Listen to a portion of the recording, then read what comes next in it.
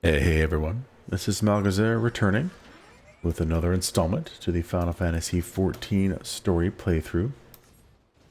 Last we played, we began working through the very beginning of Endwalker, most recent expansion for Final Fantasy XIV, obviously. We did several hours of playing. We went to two zones. One of them is Thavnair, and the other one was the Labyrinthos, which is below Charlian, which is again, not really again, but that's the main city hub of this expansion so far. There's usually one that you find later too for end game stuff. We went through two zones. In this one, we helped formulate a talisman that would protect people who do not have the echo from being tempered, especially by these towers that like to temper people to get near them. And in the Labyrinthos, we were attempting to find out what the Forum was up to. I still think that they're trying to build an arc. All signs point to that. They know the end is coming. They're not going to do anything to stop it, but they're going to try to do what they can to survive it. So we will see when we get there. But for now, look in the dark of the tower. I think we're going to go ahead and this may actually be the first dungeon that we get access to in this expansion. So let's take a look at it. Ah, our friend from Eorzea. We've been expecting you. You and yours will lead the mission into the tower, I'm told. The warding scales will be delivered soon. Till then, please stand by at the boat we have readied. When your fellows arrive, I will direct them to join you. We pray for your safety and success.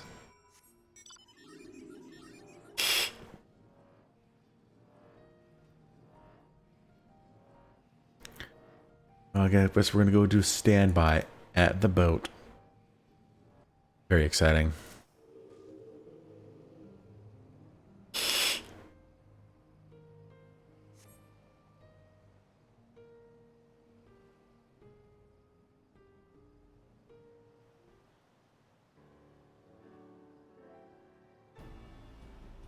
You get some voice acting or no?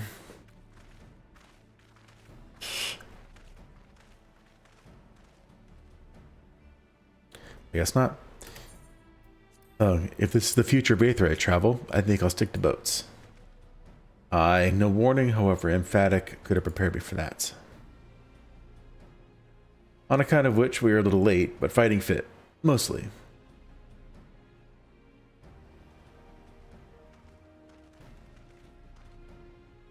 Hello. My friends, permit me to thank you for accepting this mission. You must be, they still call you Varshan, I suppose. Indeed, it would not do to confuse our soldiers. Very well then. For our part, we are humbled that you should see fit to entrust us with your warding scales.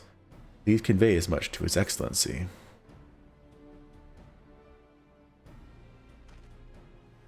One for each of you. Please accept them with my blessings. Our thanks. With these we can go anywhere. Those with the blessing of light can go. Not only for this operation either, but all the ones to come. You can finally break your monopoly on primals. I've been waiting for this day. I wouldn't mind carrying on as before, you know. In that case, they're all yours from now on. I've been waiting for this day. I like that one. Excuse me.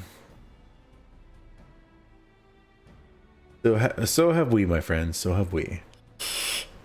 If everyone is amenable to it, so let us review the strategy for good measure. As previously agreed, we will divide it into two groups. Malgazer and his band will break through the tower's defenses and locate its core. Meanwhile, the rest of us will tend to the prisoners, who will doubtless want for healing due to the duress of repeated summonings. The primals which the tower bringeth forth shall be the deities of Thavnarian myth. As we have no prior experience with such foes, pray exercise the utmost caution when confronting them. We commence the operation at your word, my friend. For the people of Thavner, nay, the entire world, we must prevail. Where's the let's do this button?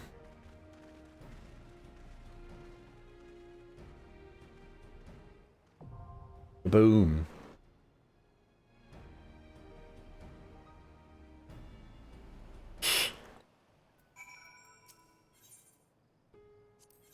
Okay. Looks like I don't have much choice. Oh, we get to see some sage healing. Alright.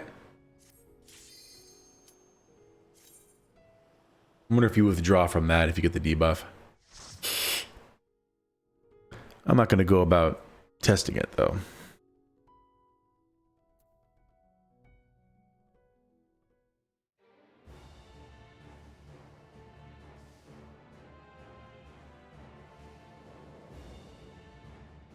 This music reminds me of Final Fantasy IV for some reason.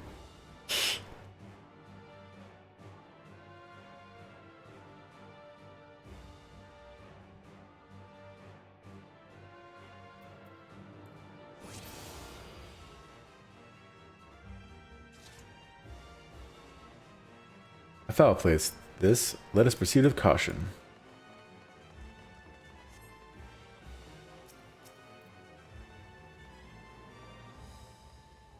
You guys ready? Do this. They seek to bar our path. Our only way is through.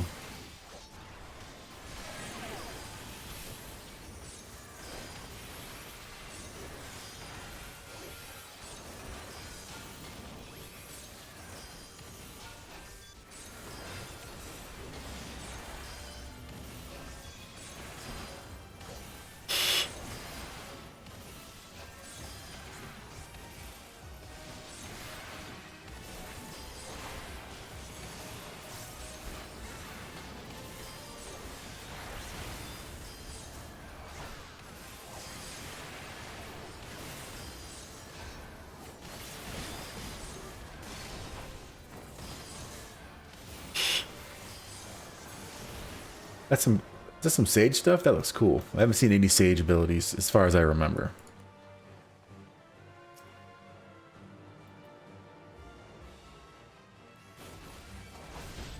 Oh god, it's poor Nadana. We'll free you from this place, I promise. Oh, there she is right there.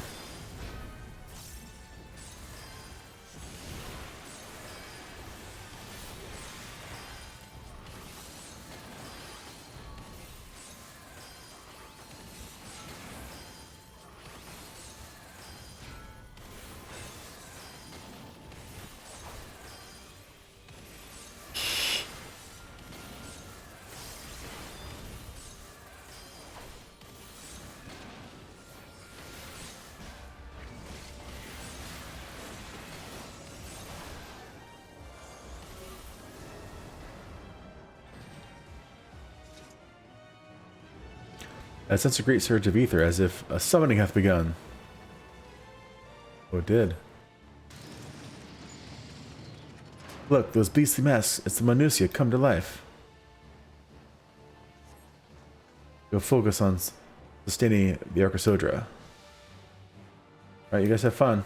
The rest of you must keep going. Onwards and upwards. Looks like we're gonna fight Cindy, Sandy, and Mindy.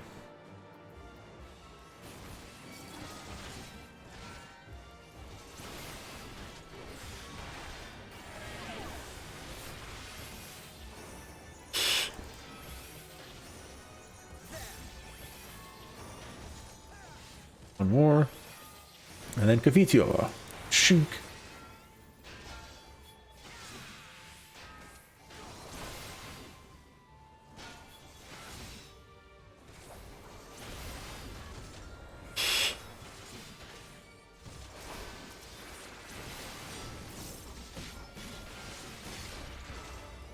Oh, come on. Fine, I'll throw that one out too.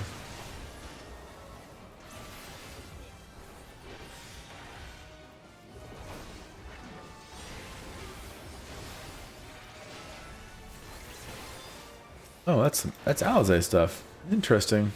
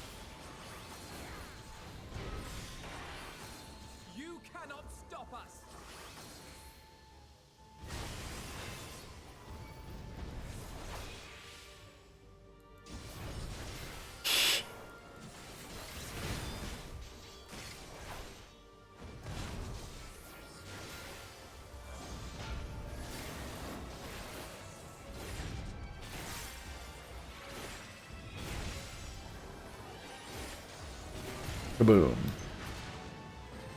Convenient.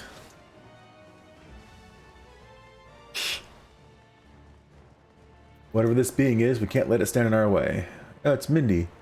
My sentiments exactly. Mindaruva. But you like to fight all three of them at once. And give a few seconds to get my buffs back up here.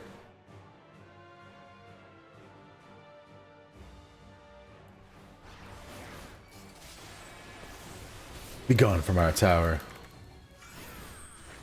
Be gone, or become prey for the Magus.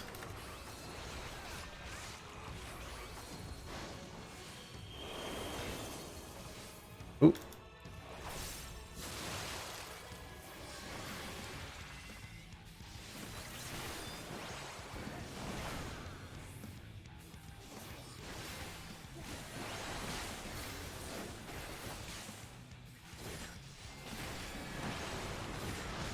Behold our ingenious magics.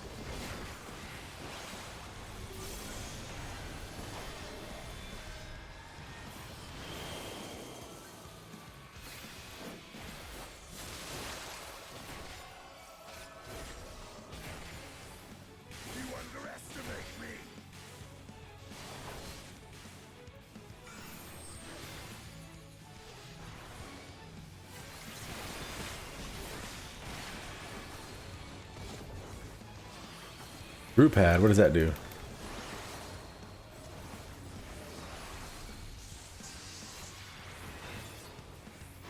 Dance, dance until death claims you.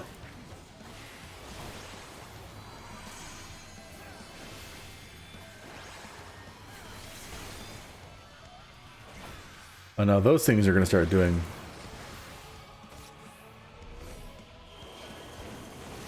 I didn't get there in time? Excuse me.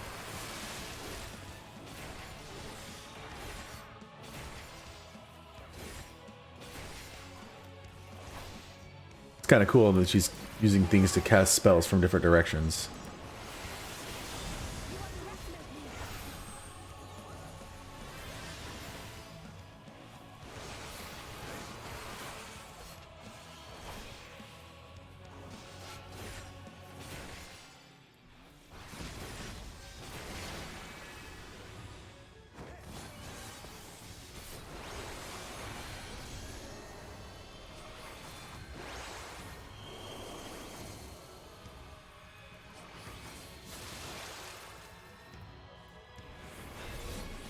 Oh, that was the thunder. The fire's over there. Can I make it in time? Nope.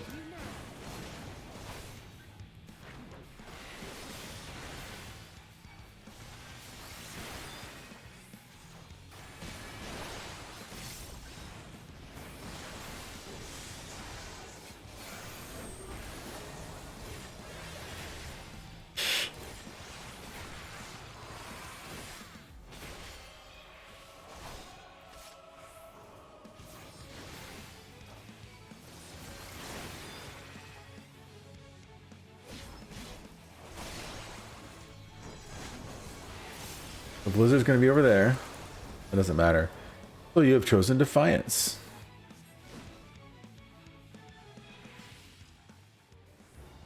Onwards to the upper floors.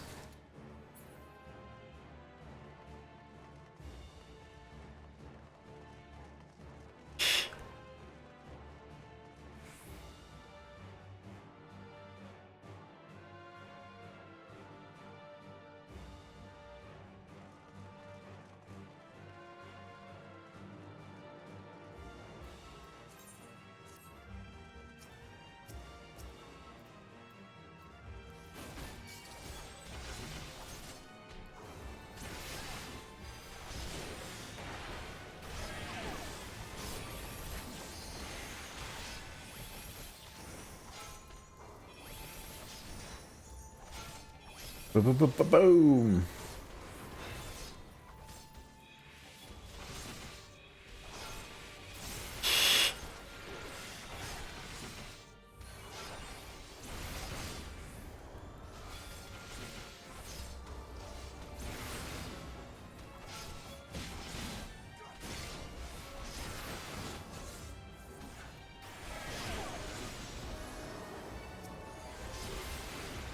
Alright, get back to this.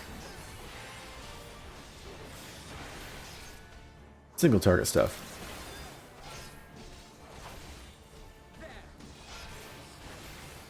Pretty interesting that they don't have all these filled out. I guess that's why they keep kidnapping people to try to fill it out some more.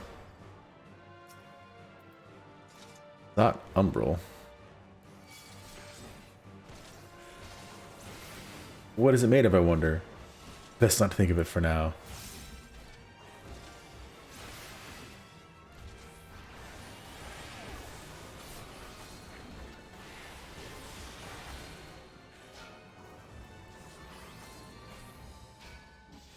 That is still better to do that.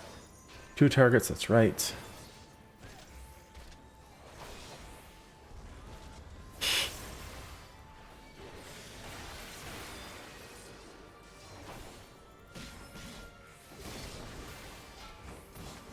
Oof. Lasered.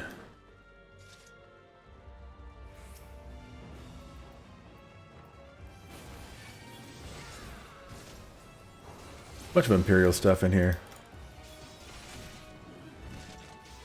Ow.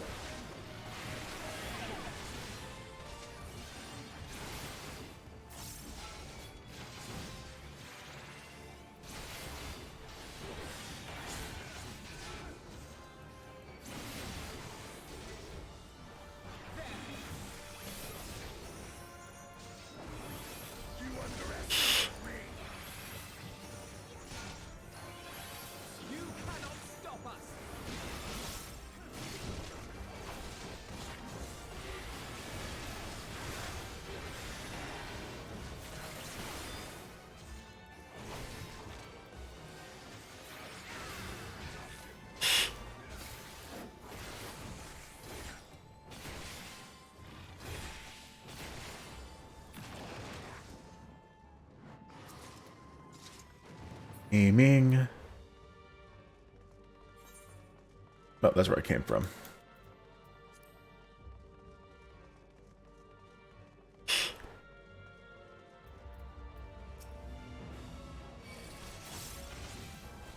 We must find the heart of this tower and shut it down.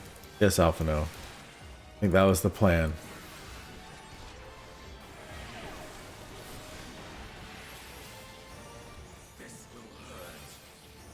It will.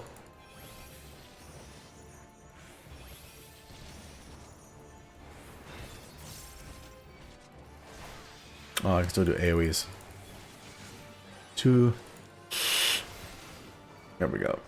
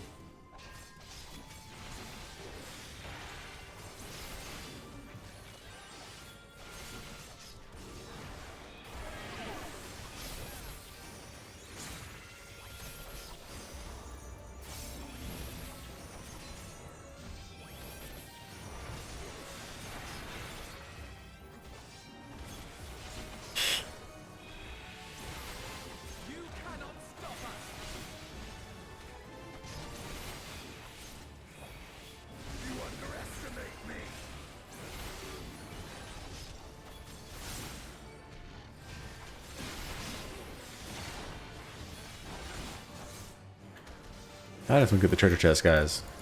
Then I'll be out of your hair.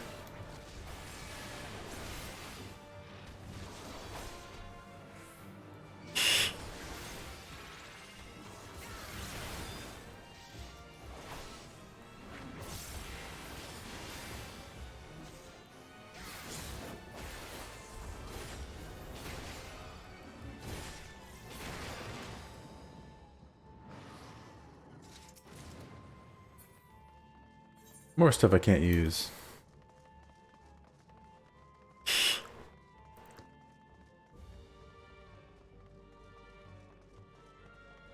Sandruva.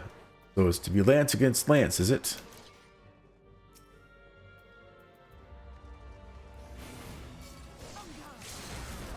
Tower must be protected. We will not let it fall. Ow.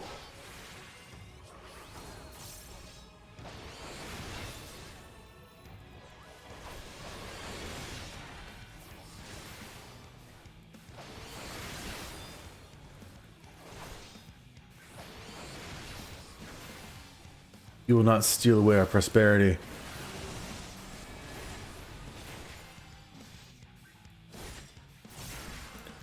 I guess I'll walk where you guys are. Oh yeah, I think I did too.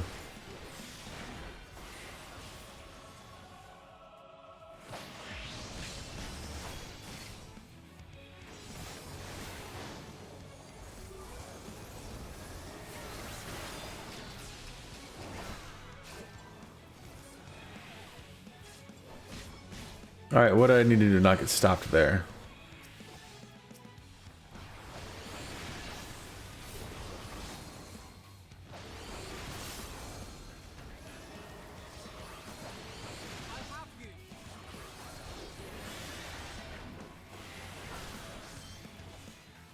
We hear it, we heed it.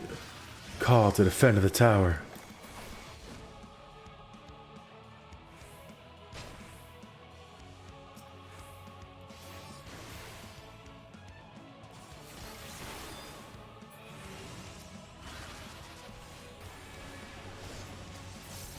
How do we know which one?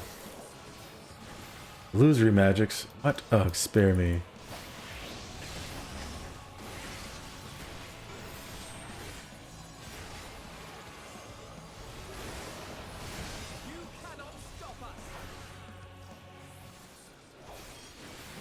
You tell him, Alphino.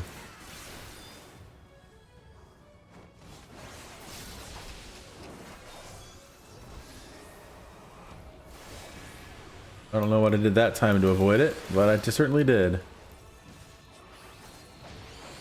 We'll be frozen in time when the countdown reaches 0. Okay, so you can't really avoid it. You just need to kind of spread out and hopefully that it doesn't target you with that lance.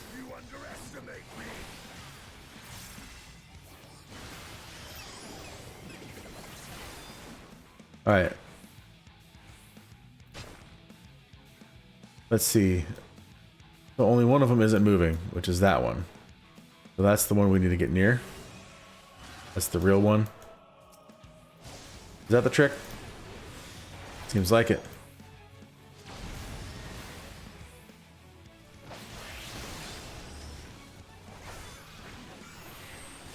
And done. If I alone cannot expel you. Yes, you alone cannot expel us. Someone needed more training with the spear. Hey, get some fending stuff. Is it better than what I have? Why, yes it is.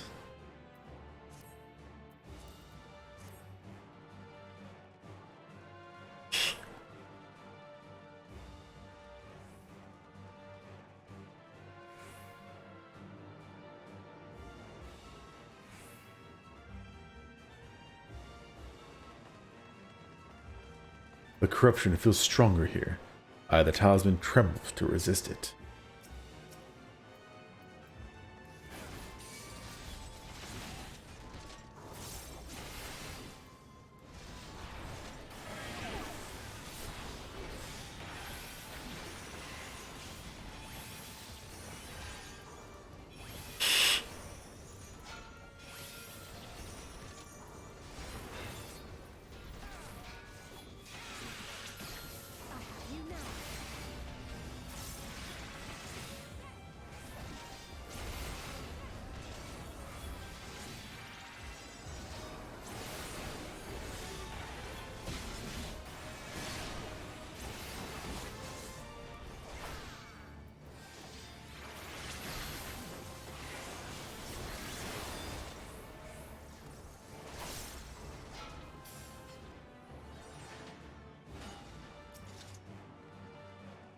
That rotor.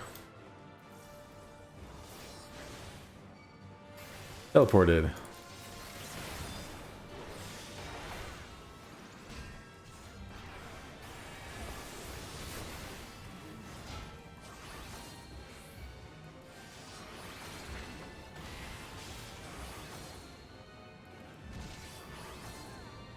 Funny that running into all these. Ow.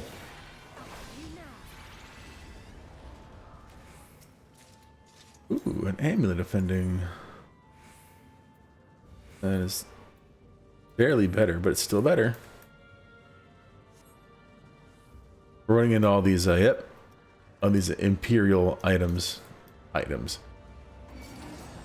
People, and I thought it was just the people, but apparently the gunships are also, well, I guess have to be piloted. Makes sense.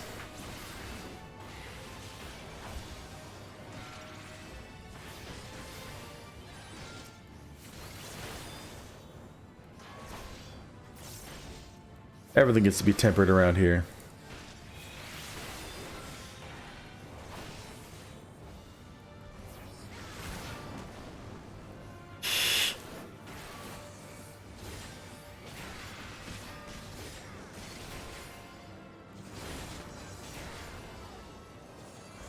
There you go, Stinian. I'll force you to get in the back there. Ooh. That's weird.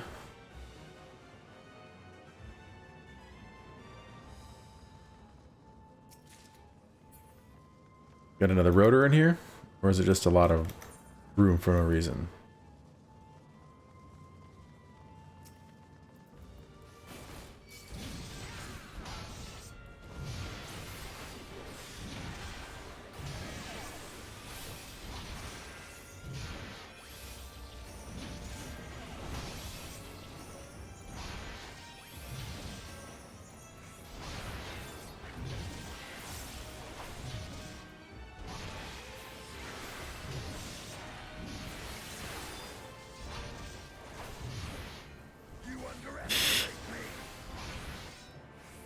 Don't underestimate him.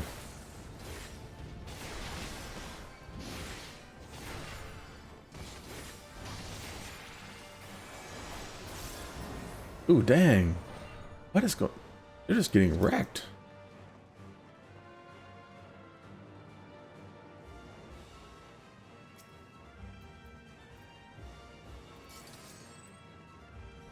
You teleport again?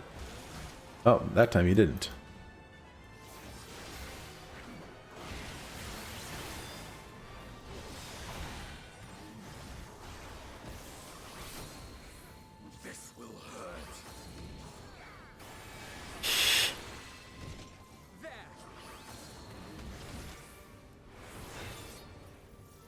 Got him.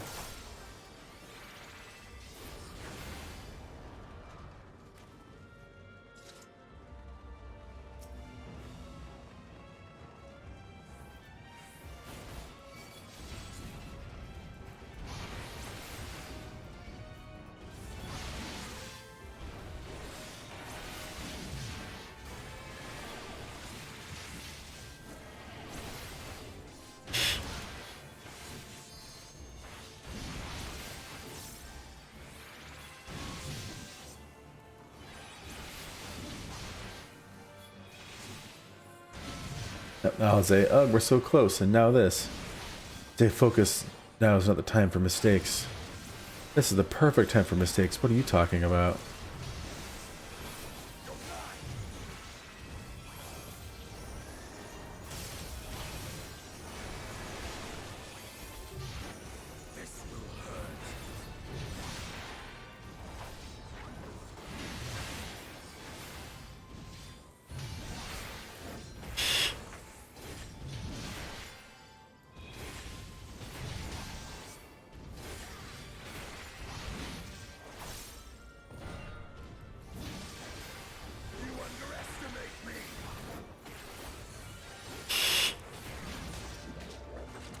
Oh, here we go. Introduction to the boss. Is it going to be all three of them? No, they didn't see Cindy. No matter the cost, we must protect the tower.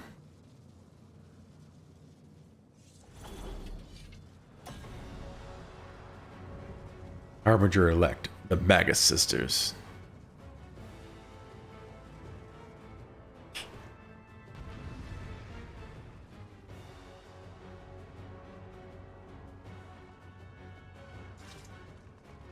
This music.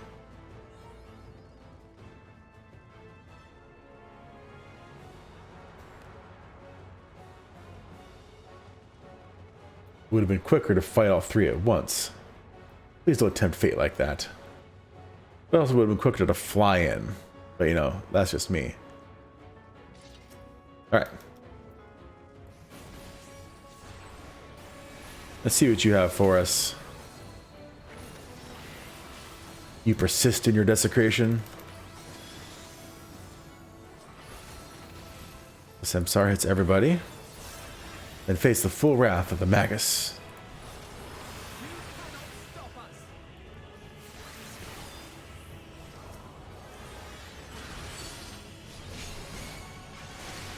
What do I do? What do I do? I'm gonna hit everybody once, just to get aggro on them. Dang, you gotta avoid a bunch of stuff. That's gonna blow up. Then you want to get out of there.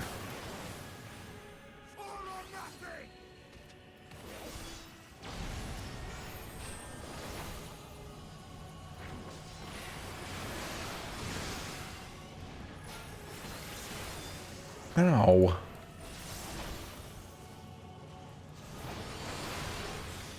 It's probably an ideal order to take these guys down in.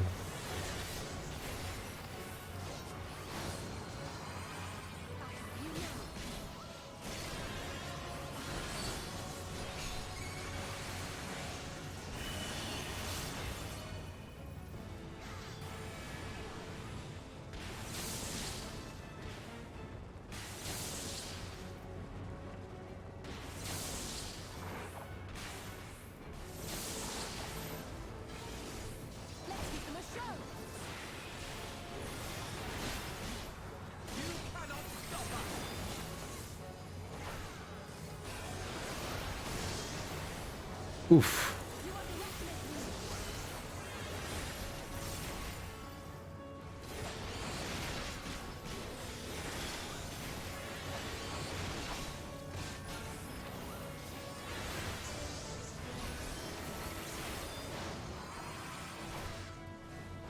Join with me, sisters. Glacial Ice and Tumar foe.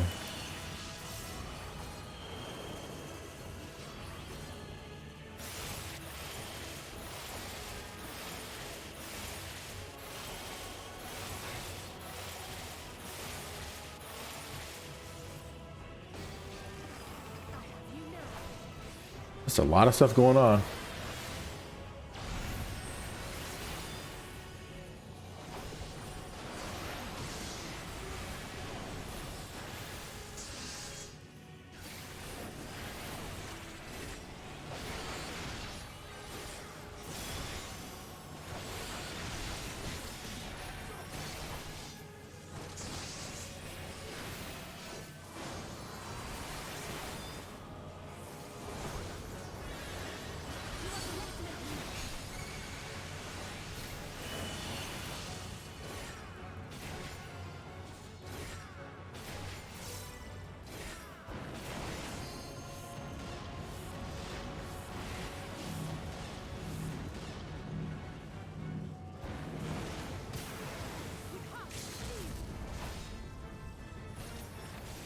One down.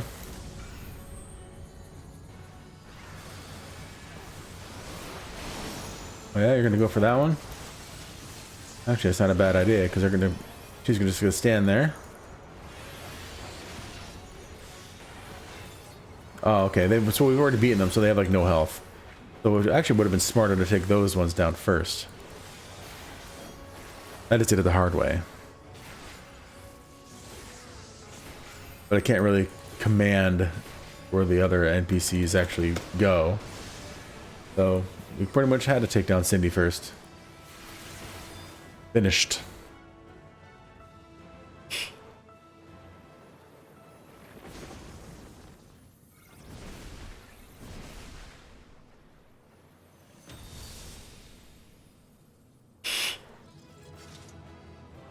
Am I gonna cheer now? No, I don't cheer anymore. It's so sad to win.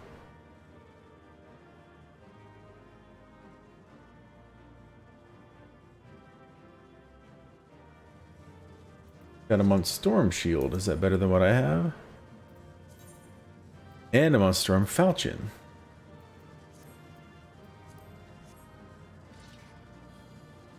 Hey, it glows pink, pink, purple. And there's a treasure coffer. Aww. It was gonna give me the same things anyway. Oh yeah, they didn't say anything else extra. Okay.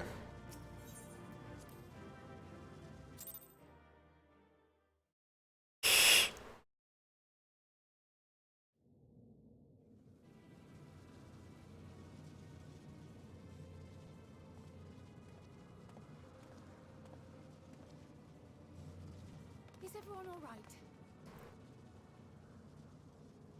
We fortified the captives with what magics we could. Have the defenses been disabled? All appears quiet for the moment. Lower floors were disturbing enough, but this place feels wrong. The ether is heavy and thick, like wading through a quagmire.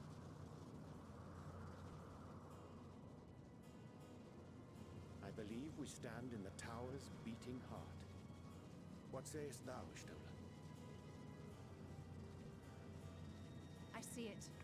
Ether siphoned from the land runs up through the spire, flowing to a single point. This is the core we seek. Pretty obvious. Why do they have to make it so obvious? Off. As large as this structure is, it siphons far more ether than is required to sustain it.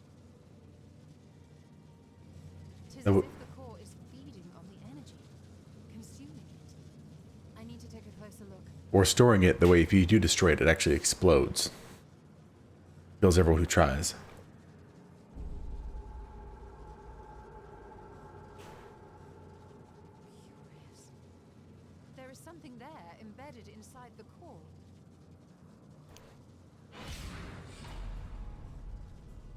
A man's limb. This is what we came to destroy? Yes, if you would be so kind. Yeah, let Estinian do it.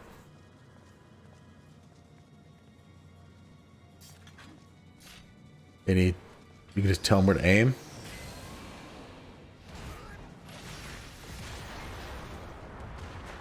Ah, he doesn't care. He's just gonna go for it.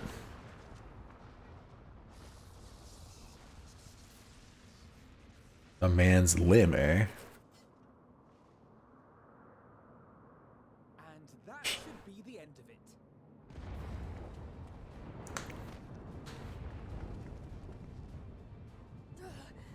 What now? What did you think? My theory that the tower might come crashing down following the core's destruction doth appear to be correct. Bully for you! And how are we supposed to survive the fall? Or being crushed. What of the prisoners below? The floor beneath our very feet dissolves. Brace yourselves. I pray I'm not too late.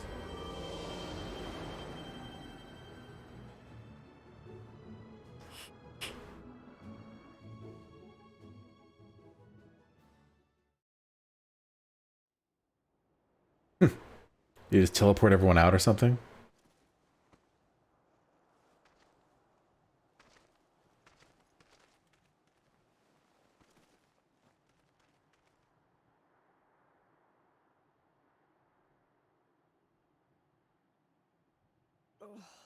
What happened? Where are we?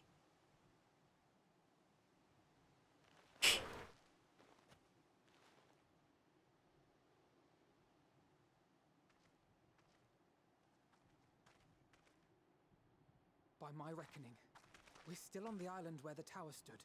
But 'tis as if it never existed. Hardly a scratch. But how? Grahatia.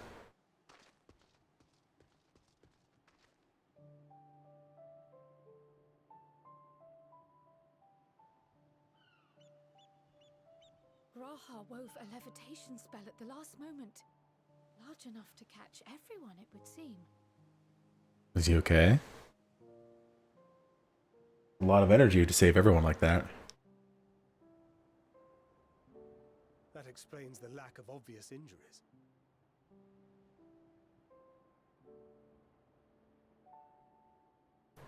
The expenditure of so much ether has taken its toll. He will need plenty of rest, but should otherwise be none the worse for wear. He's gonna be okay.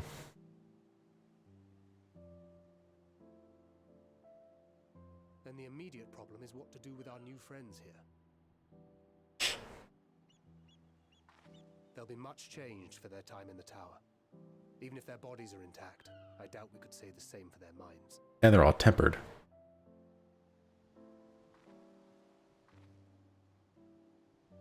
Angelo and I will take care of that. I have every faith in you, Alize, but there are just too many for you to treat alone.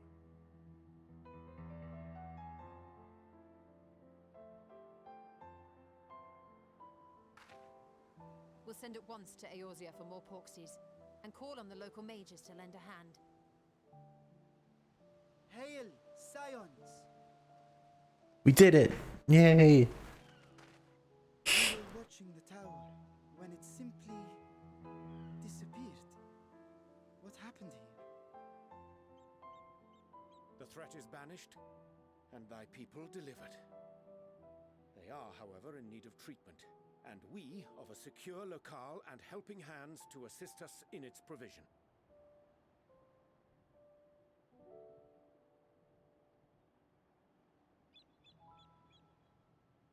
You shall have all this and more. Come, let us convey these unfortunate souls to the city.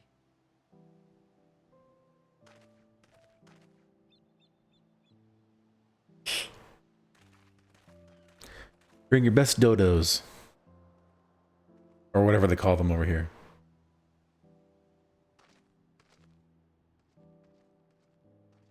He's the only one wearing unique gear.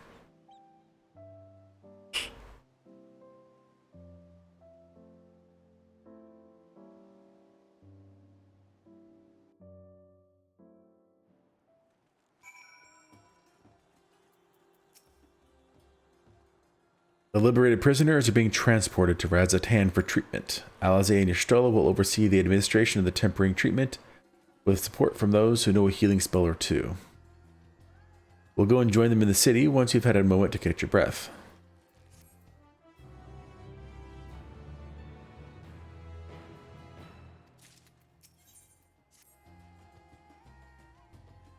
Had enough rest, have you? You never were one for being idle. Right. Varshan bade us come to Megaduta at our earliest convenience. Others will join us there once they have finished tending to the prisoners. I'll wait 1 second though. You and Estinian should go on ahead. I need to make a quick detour back to the great work. We left Graha on the alchemist's carry pass to fetch him before he's crammed into a specimen jar. Just you and me then. The guardsmen at the gate should wave us through. Let's hope. Now do I need to walk? Yes.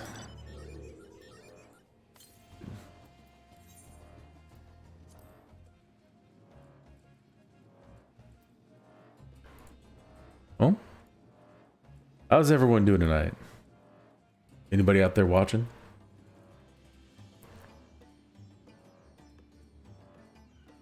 Anybody out for a chat?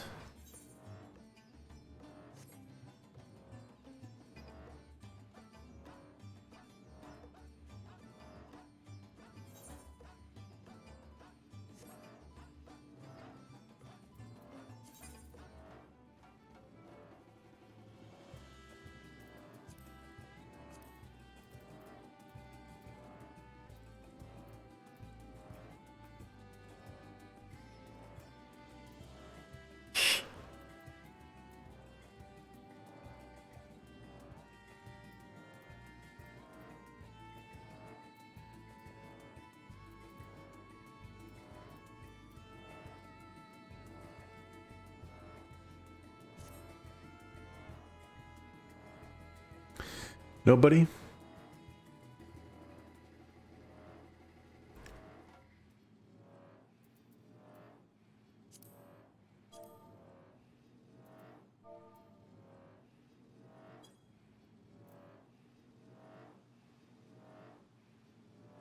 Oh, that as well, because I am here. You're free to enter at your leisure. But you must make your own way. Should you require directions? Blah, blah, blah. We actually get the actual city.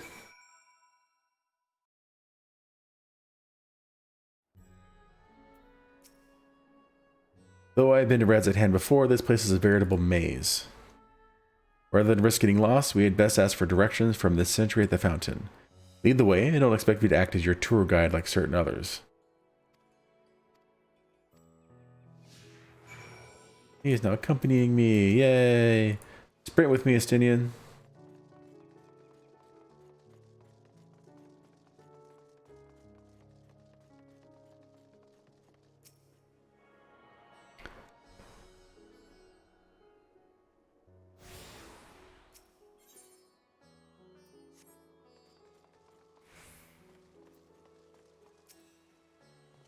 Ah, Master Malgazer, I presume. I understand you were here for an audience with the satrap.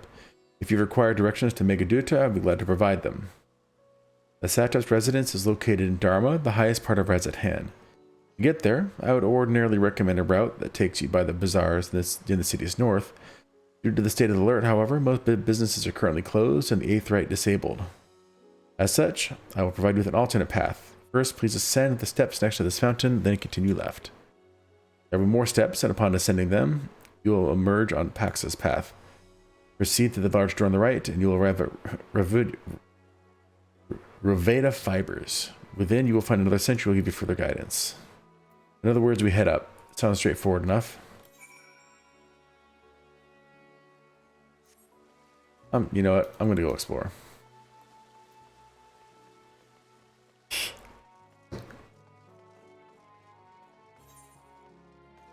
They said the Eighth Rite's been disabled, but let me see if I can still attune to it. Nope. Okay, but I can get all the other ones.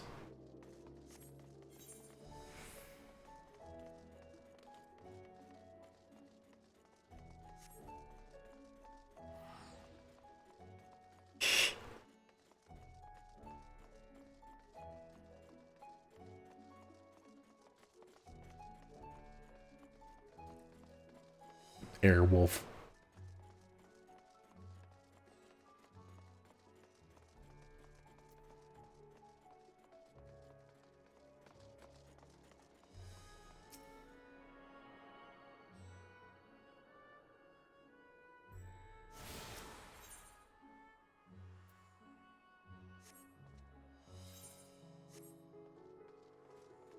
Weird, my escape button is being strange.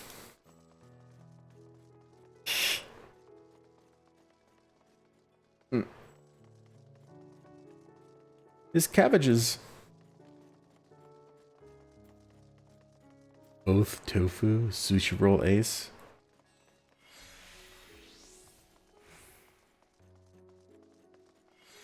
Metal heck.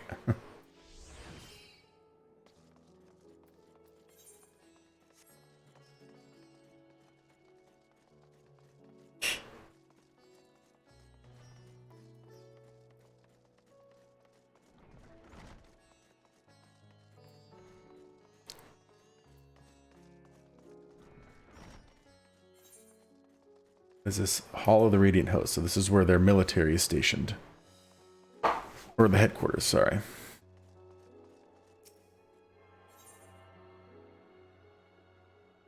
Alright, I'll go back to that one.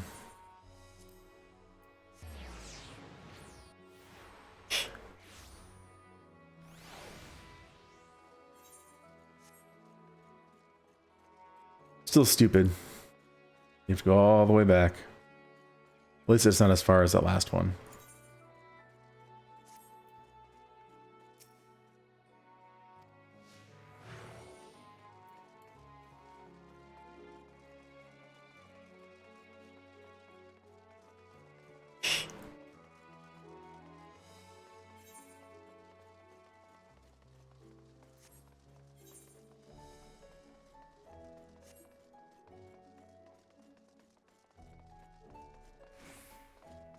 Ah.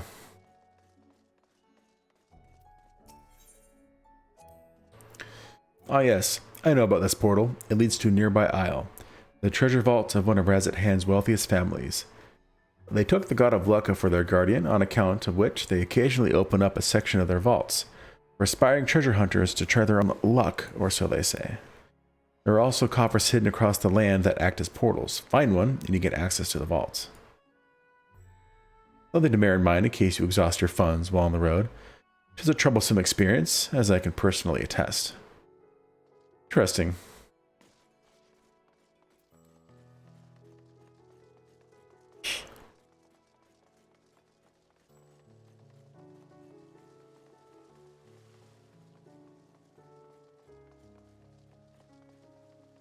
Gotta keep an eye out for those treasure coffers.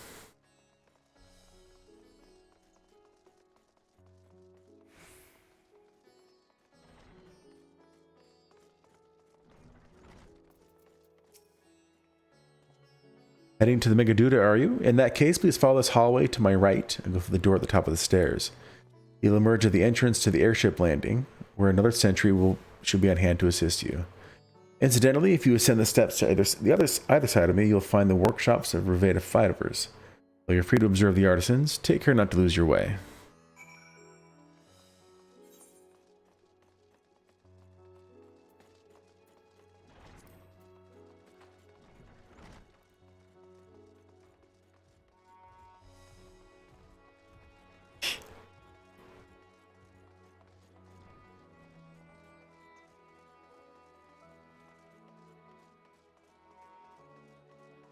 I think they'd have a better steps to get up there. Not just a scaffold.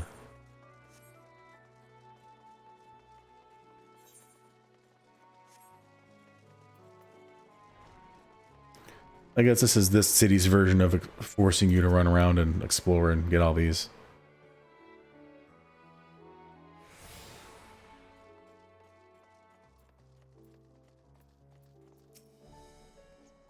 If you are here for an airship, I'm afraid all flights have been suspended until further notice. The state of alert is still in effect. Perhaps it's for the best. That aside, we're not here for an airship. We have business at Megaduda. Oh, in that case, permit me to direct you. From here, it's quite simple, really. Ascend these steps and then continue straight ahead and across the bridge. You cannot miss it. Oh, watch me.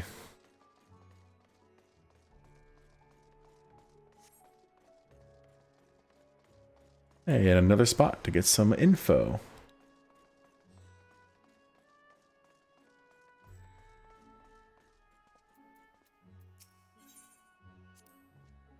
Ah, I remember passing by here with Varshan. The situation being as it was, he regretted not being able to show us the sights.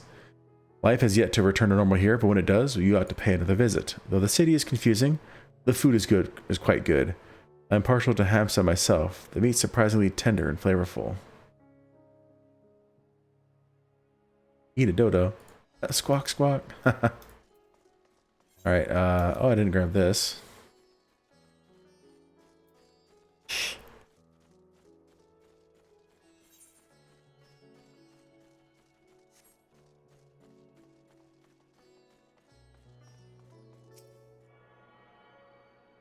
So the only one missing other than the main Aetherite should be the one at the Megaduda, right? Where's Kama? Oh, I didn't get that one either. Excuse me.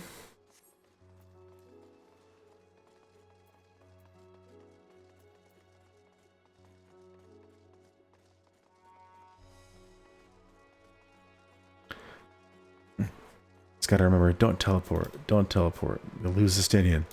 I have to go all the way back to go get him.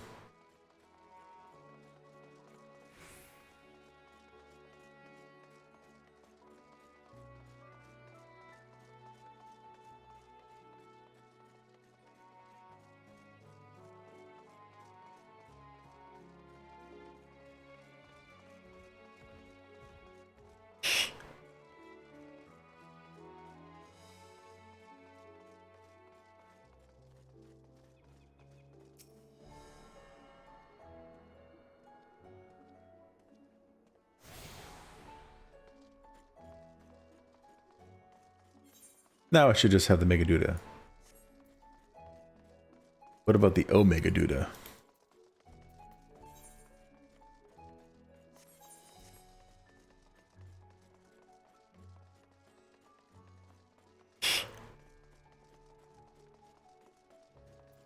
And I wish that if you were in town, you got like a little bit of a speed buff just to move around quicker.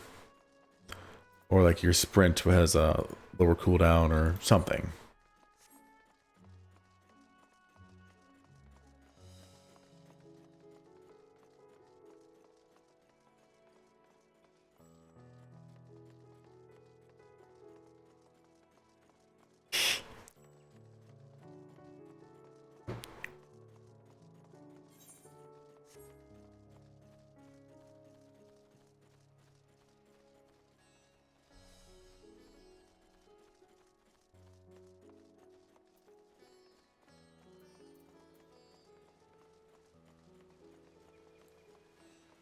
Let's go.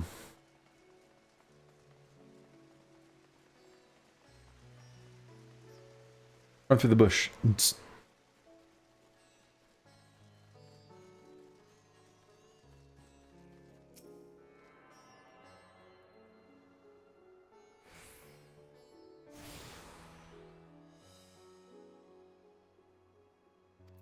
I've attuned myself to all the shards. The only one missing is, of course, the 8th right.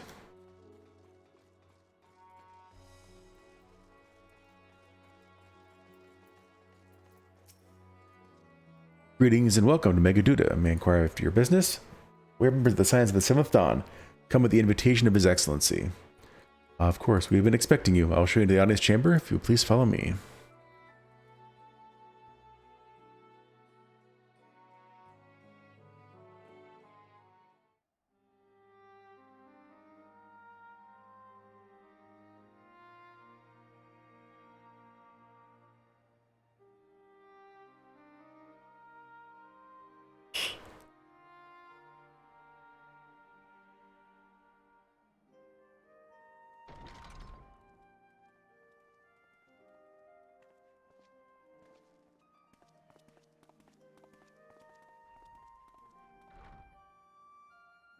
Are we the last to arrive? I hope we've not kept you waiting. Not at all. Your comrade is feeling better, I trust. Much better, thank you. Harnish remedies are certainly potent in more ways than one. Oh yeah?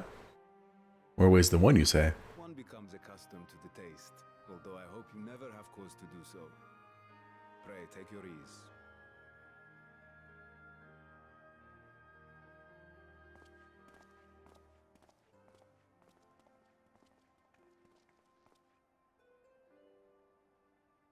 Full glad I am to see you all unharmed. All because of you, Graha. It means the other ones can be the same issue. Valiant scions, for your heroism, you have my boundless gratitude. You cast down that dire tower and set free its hapless captives. You cleanse their souls of its corrupting influence. No words of thanks will suffice.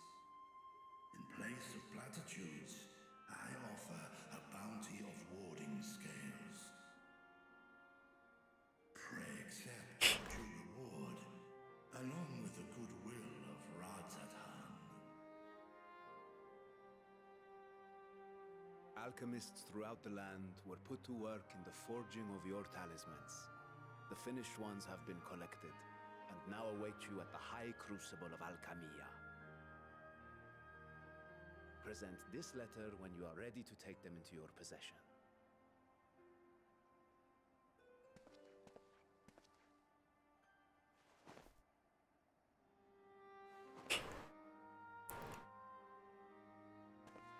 He actually gave him something. We are humbled by your generosity.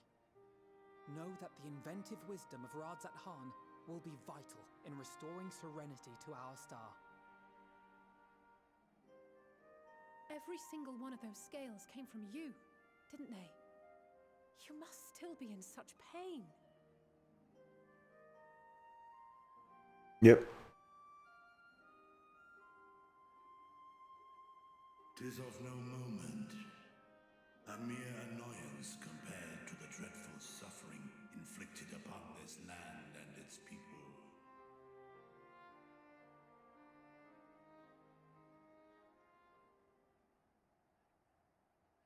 albeit brief. My involvement in the Dragonsong War afforded me a glimpse of the myriad sorrows which consumed both dragon and man. Though you were half a world away, such tragedies as befell your kin must have affected you deeply.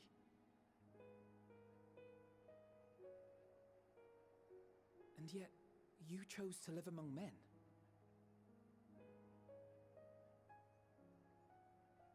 In the age when that conflict first bloomed, my choice had already been made.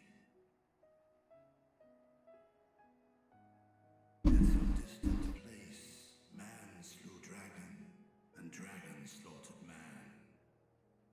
Yet no hate could I muster for those smiling faces which did look to me for guidance.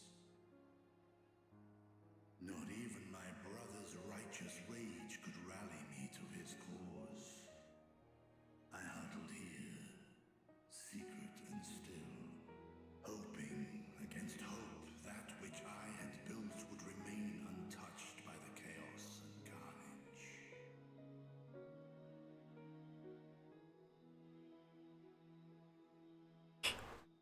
Twould seem we share the same desire for peace, great Vritra. To that end, I wonder if we might trouble you with another question. That was a question. The Telophoroi are intent on recreating the final days, an apocalyptic event which we know to predate the sundering of the star. As the longest lived among us, know you aught of this terrible cataclysm?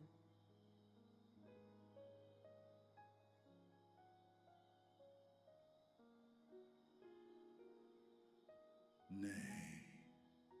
When war and strife drove my sire from his home, he crossed the great expanse with only our unhatched eggs as company.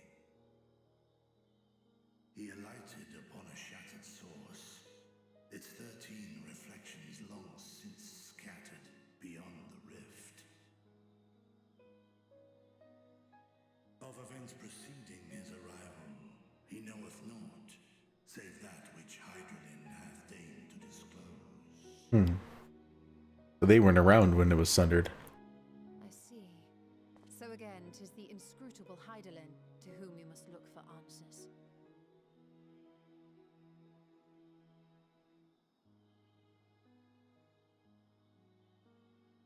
Seek you to divine the will of this star?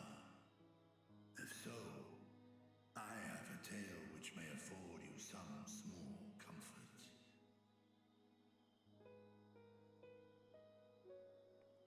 'Tis a story from my youth, Excuse me. many years ago. To my sire, I once posed the question, of all the stars in the sky, why didst thou settle upon this one? To which Midgardsummer did reply, 'twas the last bastion of hope. He believed so long as Hydaelyn endured, so too might dragonkind. Solemn and portentous were his words. What deeper meaning they held, I could not, dared not pursue. 'Tis a stone I've left unturned ever since. Yet take you solace in the knowledge that whatsoever Hydralyn does strive towards, 'tis an ideal which hath earned my sire's conviction.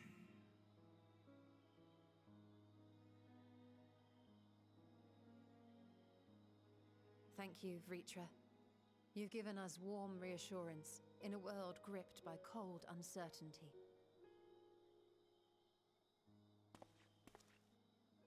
While I'm sure we all have a great many questions, I think it's time we collect the talismans and be on our way.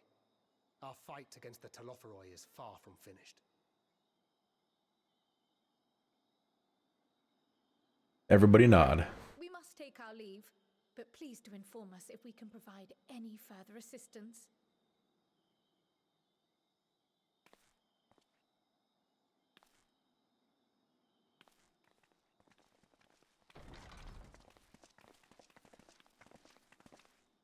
Prithee, a moment. Return to the Waking Sands. There is one whom my sire hath judged worthy of honor and respect. The one known to men as Eorzea's champion. This hero of renown and rumor. 'Tis thee. Can little Midgarstormer come out and say hi? I have not spoken with your father in some time.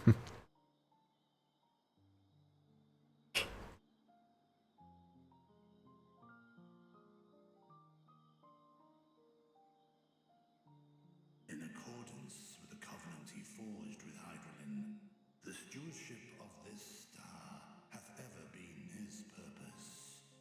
Silence in the face of thine actions is the greatest sign of his approval. So he'll only show up if I'm doing something wrong? 'Twas a revelation most pleasing that thou, a child of man, had gained Midgardsormr's trust. But alongside mine elation runneth a rivulet of dread. For upon thy life's reel wind too many threads of fate, power, wheel enmeshed with woe. Amidst this tangled knot, thou shalt know no rest. 'Tis an endless confluence of forces, a struggle without surcease. More terrible still is the attrition wrought upon thy companions, as they are swept up in the storm of thine existence.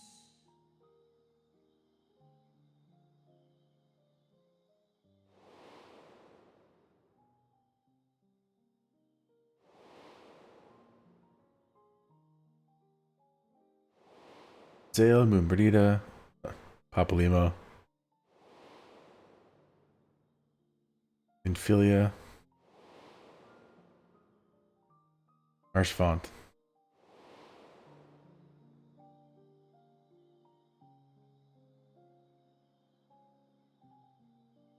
Take heart and protect them well. They will be your strength and your salvation. The hope thou wilt need come the end. Even cowering behind my curtain, I know the suffering of the powerful. I have watched my siblings driven mad by loss. Thus do I exhort thee to spare no effort to keep thy loved ones safe. Those yawns aren't a good sign. That means it's going to be like that all night. Wonderful.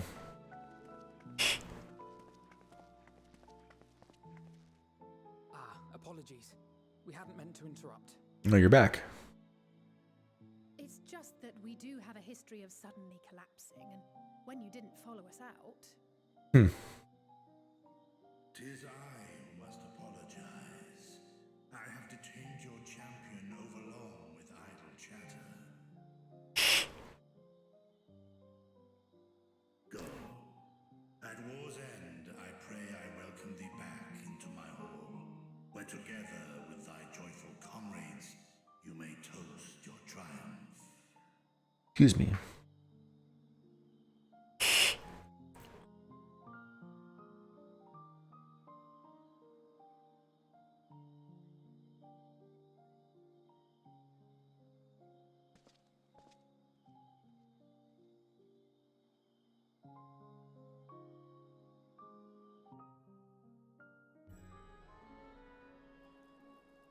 Can I use the Aetheryte? Please?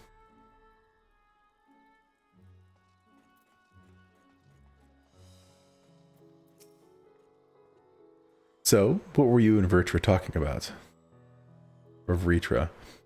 Nothing? Very well, if you say so. The others have gone ahead to the High Crucible. Let's catch up to them. The attendant was kind enough to give me directions to the High Crucible. First, let us return to the Mulberry Orchard.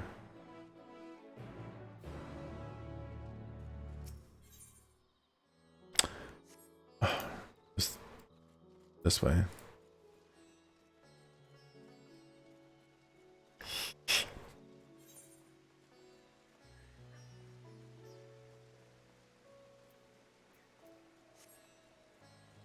The closest way to teleport there would be the Aetheryte, of course.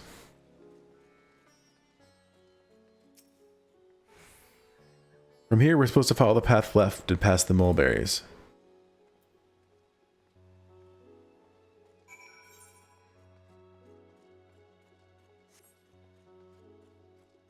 Can I just meet you there?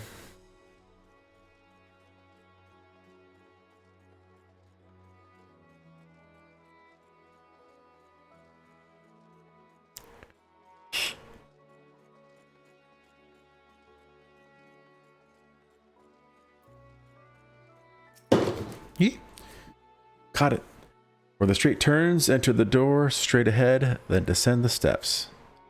I thought the Crystarium was confusing, but it doesn't compare to Rad's at hand. The architecture and decorations make it even harder to get your bearings. Anyway, let's see where this door takes us.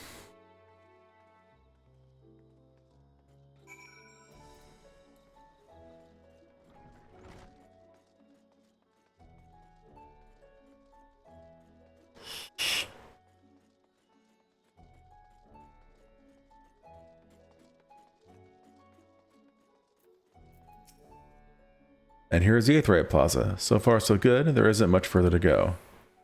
From here we just need to cross the other side of the hall, then pass through the larger of two doorways. A high crucible lies beyond. I suspect the others have already collected the warding scales. Come, let us join them.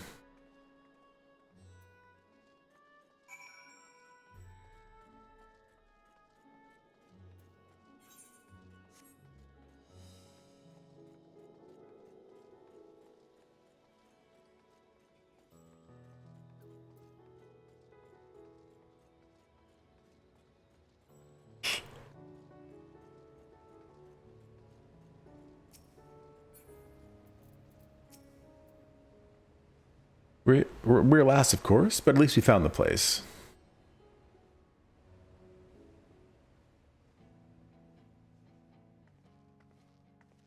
These are the talismans we were promised.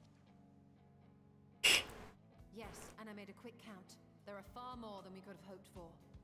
Awesome.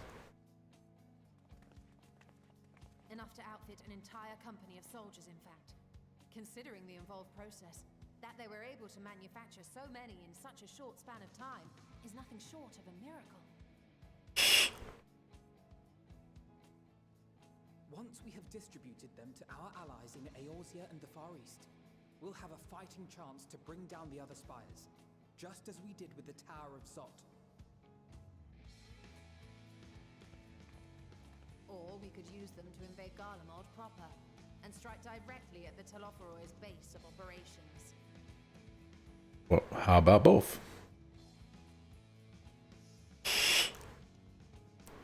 Of course, we would need to consult with various alliance leaders before such a drastic measure could even be contemplated.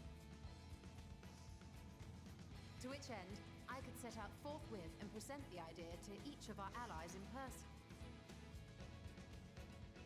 Pray allow me to undertake some few of those journeys. I find myself restless and in need of purposeful duties. I can head eastward. Bosnia and Dalmasca are just a short hop from here. And Doma's shinobi network should come in handy for passing on the word. We shall share the burden then. Meanwhile, I think it best that you and the others take the talismans back to the Baldessian Annex. We must keep them safe and secure until we've decided upon a course of action.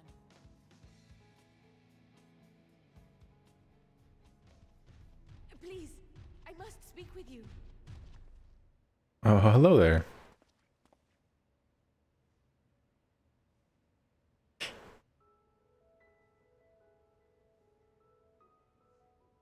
Nidana, you're awake. Yes. When I spoke with the carer at my bedside, she told me that one of the scions, a young woman, had cleansed me of the tower's corruption. It seems I'd been asleep ever since the treatment. But when I awoke and learned you were all still here, I knew I had to come. What if you had just missed us?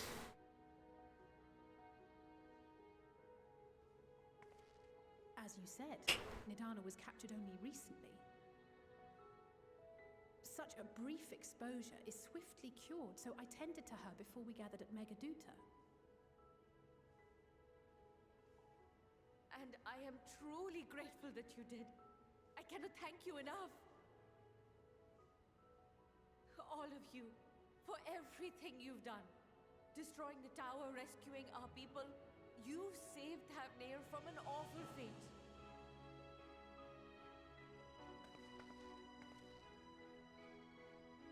We got a nod. Oh, there's another nod. Yet who has truly saved whom? Due in no small part to thine inspirational courage, the alchemists were successful in reproducing warding scales of proven efficacy. Replications of thy work now stand ready to travel across the seas, unto the hands of those who might wield them against this rising evil. The talisman? Is this true? Don't trust them.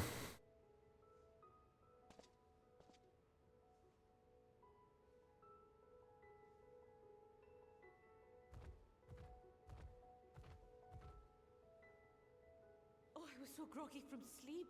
I didn't even think to ask.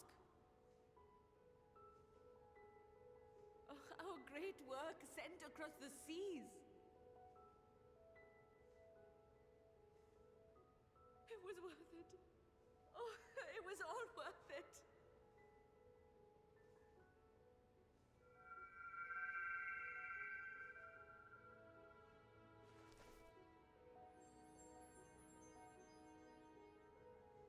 Look at that. Its color is completely changed.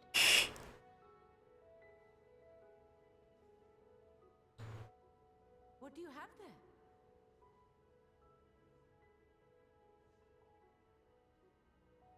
How unusual. I wonder if the effect is a reaction to Akasha. What's that? I'm afraid I'm not familiar with that term. Akasha? It is one of the unseen energies defined by Harnish alchemical theory. Though a gross oversimplification, some describe it as an essence influenced by feelings. You imply that it is distinct from ether. Foreign scholars often conflate the two, but we see them as separate concepts. Ether is an energy which permeates the land.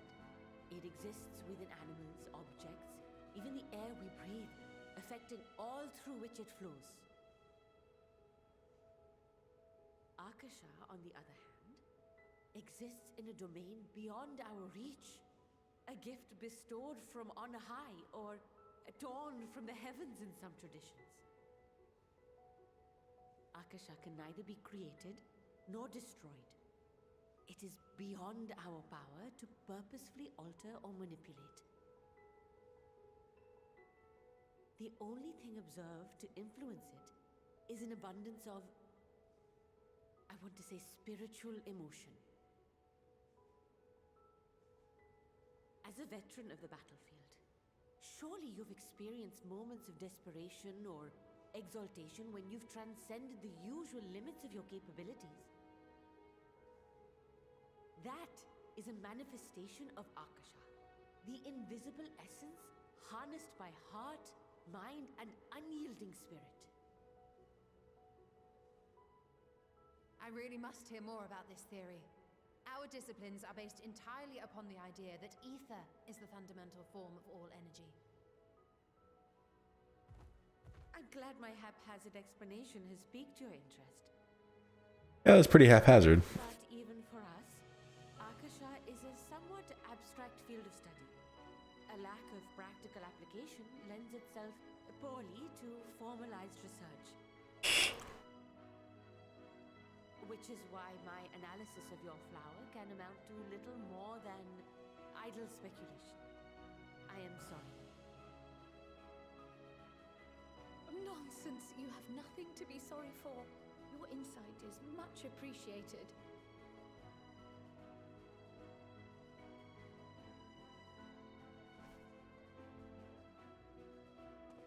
Shall we depart for Charlian then? I will see to it that the talismans arrive at the Annex.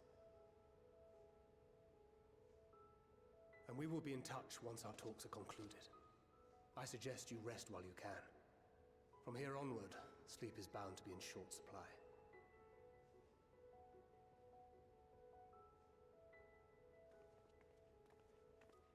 Never in short supply. I don't need to sleep. I'm a video game character.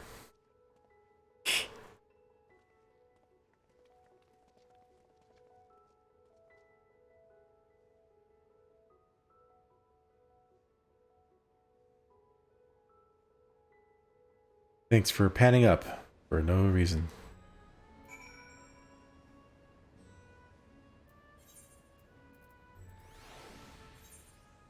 $1,600.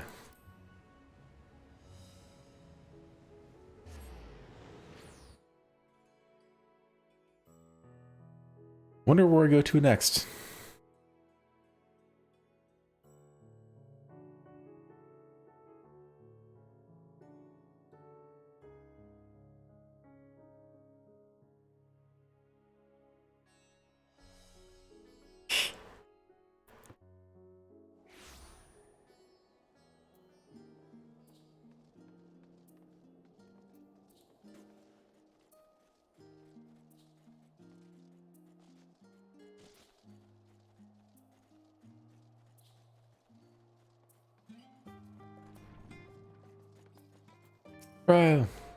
It's good to be back and with the fruits of our labors safely in storage.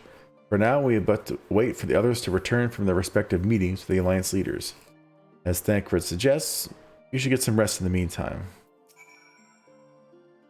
Welcome back, Malgazir. Crowds apprised me of your recent accomplishments. What an amazing feat to eliminate a tower and pave the way to deal with the rest. While it isn't much, I've changed your sheets and plumped up your pillow. After all, there's nothing like collapsing in a nice clean bed after completing a major milestone, be it penning a thesis or defeating deiform entities. So we'd like to take a look at your new and improved lodgings now? Yes, please.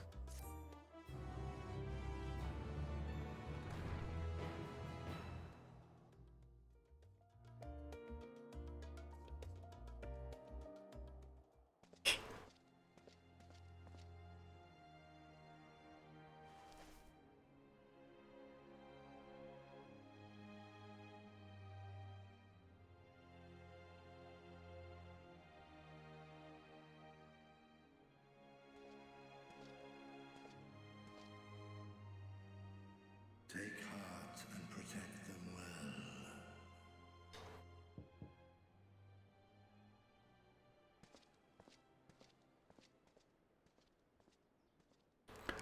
I just got here. Someone's knocking already? Good, you're here. You haven't eaten yet, have you? We've got quite a spread if you're interested. Only the finest dining from the last stand.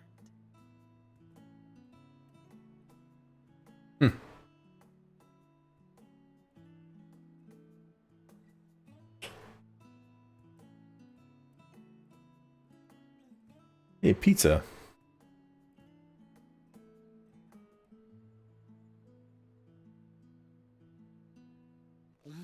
Burgers. Yeah. Thing's huge. Or he's tiny. He just got the bread.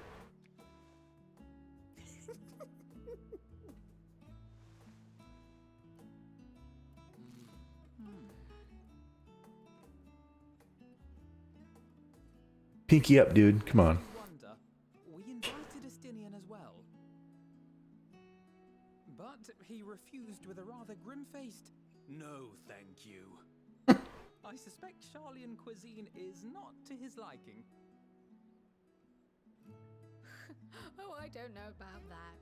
Perhaps our lone wolf just needed some time apart. What? To perfect his brooding stare? Next time, I'll grab him out by the ear, sit him down in front of a Charlian feast, and see that he eats every last bite.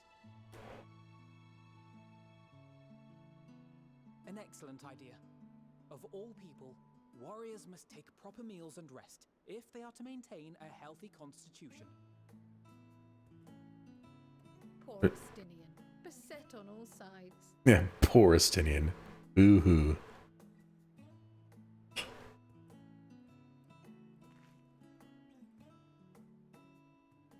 Speaking of one's physical condition, Mistress Cryle, I hear you recently played literal host to Heidelin herself. The only other person who knew that was me. And what an experience that was. Tiring, yes, but no lasting harm done. If anything, I should have liked to speak with her longer. I've not felt a hint of her presence since. Heidelin instructed you to carry that flower, yes? Okay. I guess. I thought it was just Cryle. Twill be your guide, test and proof of your conviction. And then something about seeking joy in darkness, was it? Come to think of it, isn't that what happened with Nidana back in Radsat Han? The flower did seem to radiate a joyful glow, as if reflecting the elation we all felt, the relief of a people with renewed hope. Indeed, and in turn I felt buoyed by that radiance. 'Twas akin to spotting a beacon and knowing we were on the right path. I know we've not yet triumphed over the Telophoroi, or learned the full breadth of the Forum's plans. But even within the midst of our struggles, we find small moments of joy to sustain us. That's life. Perhaps, but it is this pursuit of happiness that gives us the strength to carry on day after day.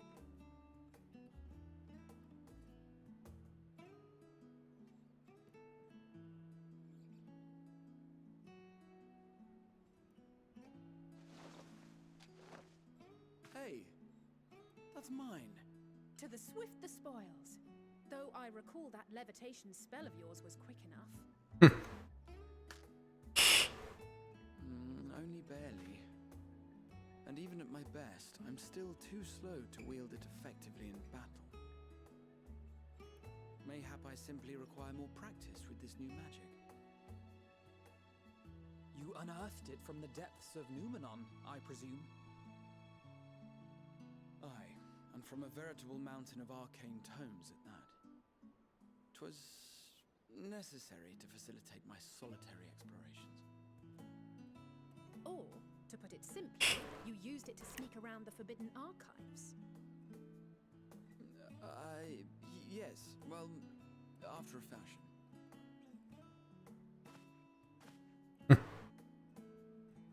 Take your half of the cookie, dude.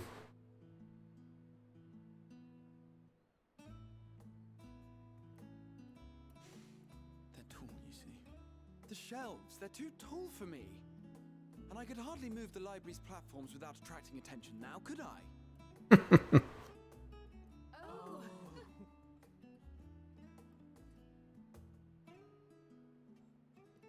So we had to learn to fly to sneak around better. Donut.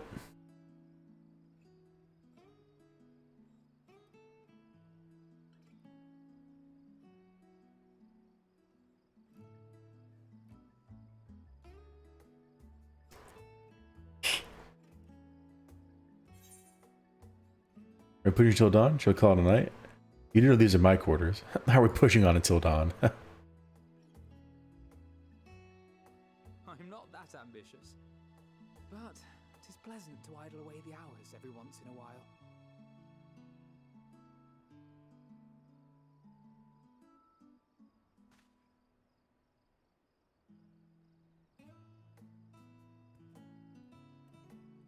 Did she steal something else from him?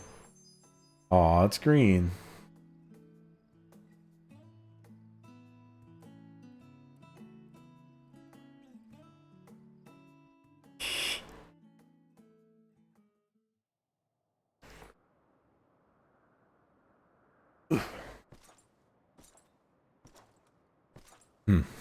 Hmm.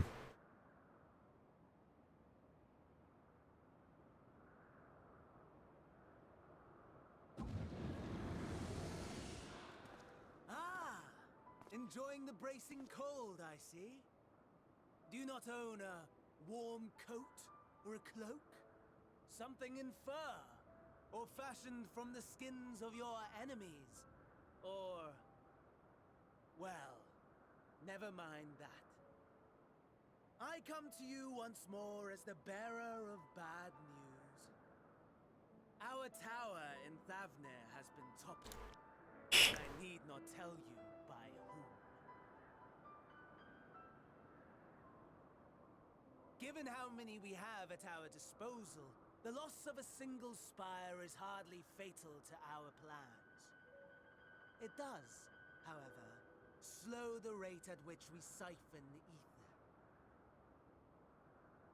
If they continue to preoccupy themselves with the towers, then all will be well.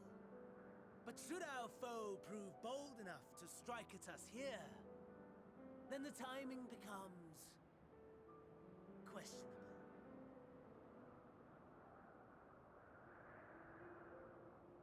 Our foe is bold enough. Of that, I can assure you.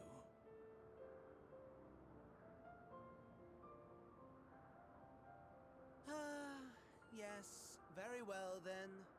I suppose I must prepare a proper welcome. Honestly, talk of your nemesis is the only thing you seem to enjoy. Does nothing else spark your interest?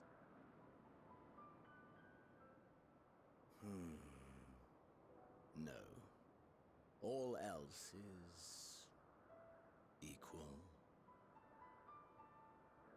Equally tedious. Equally disappointing.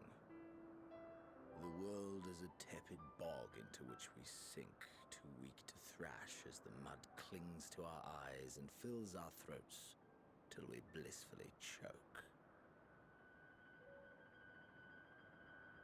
But then came the light, blinding and pure and hot, so very hot, enough to set my soul aflame. I basked in the afterglow until the void yawned once more, and then I knew the muck would never claim me again. There was naught for me ahead. So I drew the curtain on all that had come before. Whisper, whisper, whisper. Burn. Burn. Let the whole star burn. I will have my contest. I will reclaim my moment.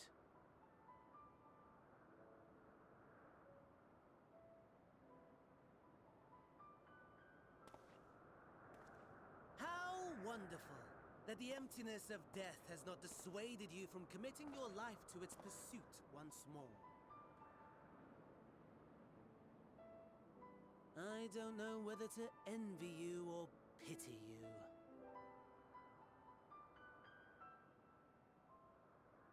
You question my plans, but what of yours? Despite your noisome antics, I sense you take little pleasure in this endeavor. Mercy, my lord. Such pointed barbs from one who barely acknowledges my existence. Nevertheless, you are mistaken. For I do find this part somewhat enjoyable. You see, when I was mortal, I would always have the same dream. It was a fragmented thing, disjointed, all the faces incomplete. The setting, too, was unknown to me, so I thought it simply a fantasy of my sleeping mind. Until one day, I realized it was showing me the truth, much as your dream of the final days enlightened you.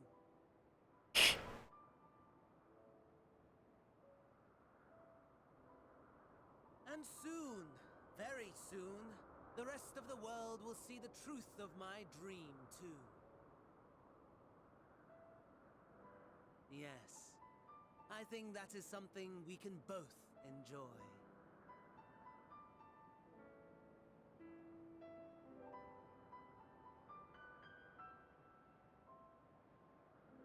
There's a lot of looking at the moon so far. I wonder if that had something to do with it. Ooh. New title? Oh man.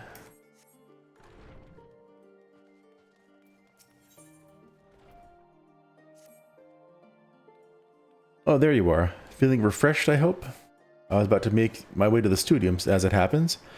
I wanted to try and speak with Scarlark Monteshane and thank him for coming to our rescue in the Rostra. As it turns out, he'd come here to see us following the hearing, only to find that we'd already departed for Thavnair. Knowing him, he was probably hoping to chew the cud with his former students. As we're still waiting for Y'shtola and the others, I thought now the perfect time to pay him a visit. Care to join me? No. Then it's settled. The twins will be coming too, assuming Alphinaud can tear himself away from his new toys. I'll let you rally the troops while I go on ahead to the phenomenon.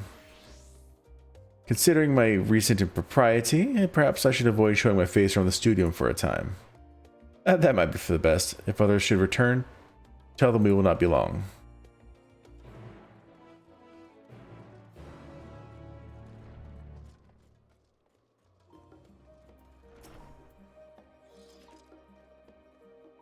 Heading out for a stroll? The Scarlark himself is here. In that case, what are we waiting for? I too am eager to see him, though I somewhat dread the thought of visiting the studium. I dare say our notoriety precedes us. Alphinaud of all people worrying over his reputation, and at our alma mater no less. Will wonders never cease? You'll understand soon enough. Off we go.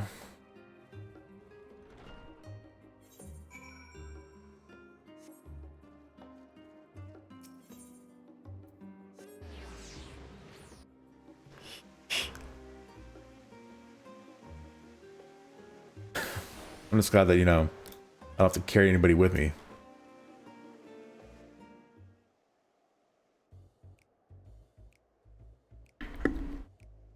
Excuse me. Here it is, Phenomenon. While I expect you have made note of it before, one can hardly miss it. This is the first time you've been here on official business, correct? While most of the space is taken up by the expansive auditoriums, it also houses numerous laboratories, testing grounds for experimental magics, and hosts of administrative offices and so forth. As a center of what would later become the studium, it was established to promote the study of ethereological phenomena, hence the name. Though with ether being a fundamental aspect of nature, its scope expanded to include every conceivable facet of life and even the universe itself. And then in the 432nd year of the sixth astral era, Phenomenon was decreed complete and the studium officially opened as a place of learning. And with a long and stated history, it is without question the world's leading authority in etherology, the arcane, the occult, astromancy, and countless other fields, standing proud as Charlian's foremost educational institute.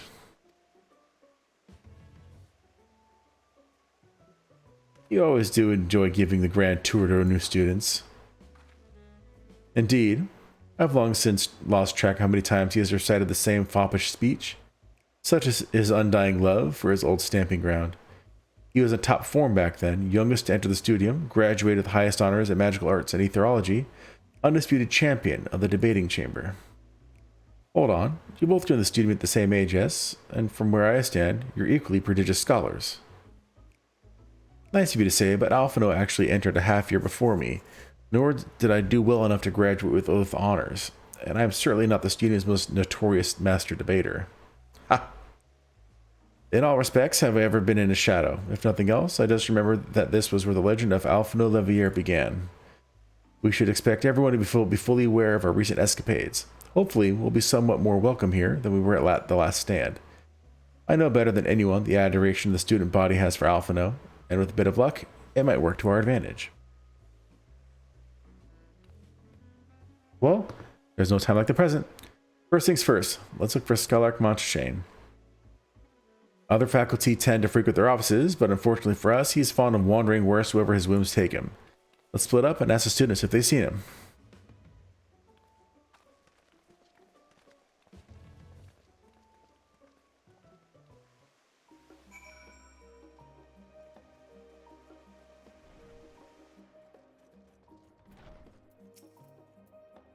That was Alphinaud Levier, wasn't it? The Alphinaud Levier. And he's with the sister and Master Baldesion's granddaughter. This can only mean one thing.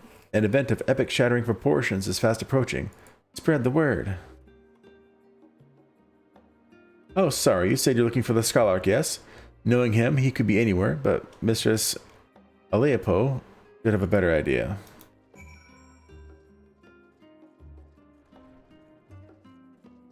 I think I know where she is.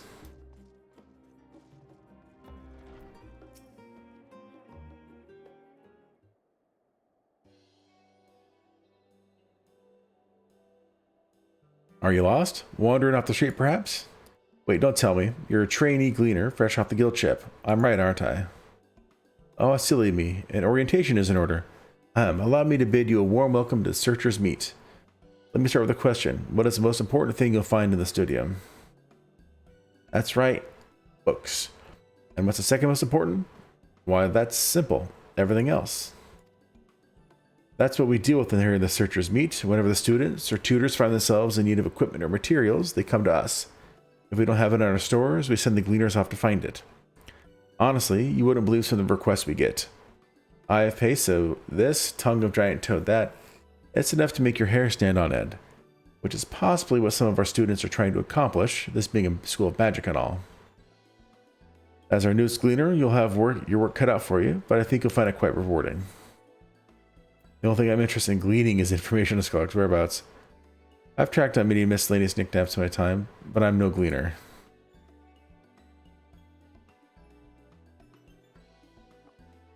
What you're telling me is you're not a gleaner? Yes, that's exactly what you said, isn't it? And you're looking for a Scholark. I'm afraid we don't have any of those in stock, but I can... Oh, you mean him? He was here, but now he's not. I did speak with him shortly before you arrived, though. He said he's on his way to Maker's Meet. Go back the way you came in, you'll see it on the opposite side of the entrance. It's a laboratory of sorts, home to many rare and expensive curios. Not to mention alarmingly frequent accidents. If you lose your way, just follow the blood-curdling screams. Ah, in the time it is taking me to tell you all this, the Scholark has probably already left. Best of luck finding him. I have a feeling you'll need it.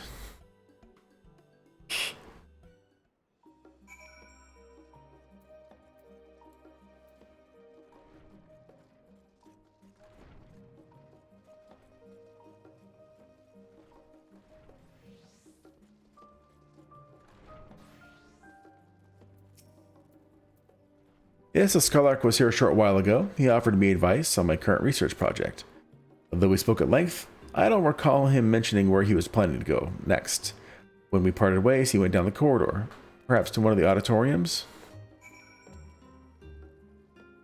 Back and forth, back and forth.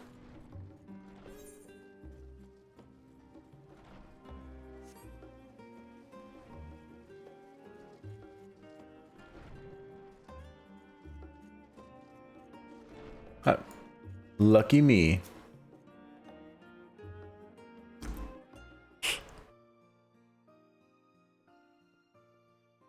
I remember you.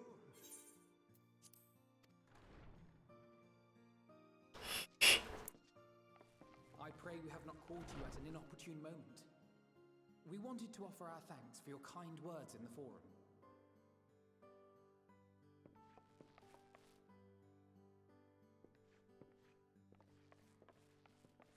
Well, I could hardly let that inquisition go unchallenged. I've always believed that curiosity should be nurtured, not stifled. Thankfully, a majority of my colleagues agreed. A slender majority, aye, but a majority nonetheless. Had the vote not gone our way, we would be having a very different conversation, if any at all. Though I'd like to think you would have not given up on our cause. I'm told you paid a visit to the annex afterwards. Yes, that's right. I was hoping to speak with the grandchildren of my dearly departed friends Galuf and Louisoix in a less dour setting. But it seems I just missed you.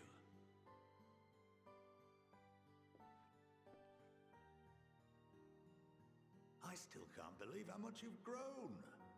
If only your grandsires could have seen the way you presented yourselves to the forum. Why, it fair brought a tear to my own eye.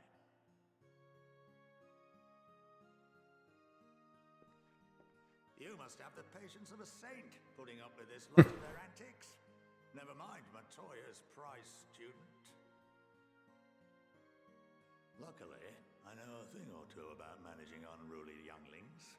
If you ever need advice, don't hesitate to ask. Wink.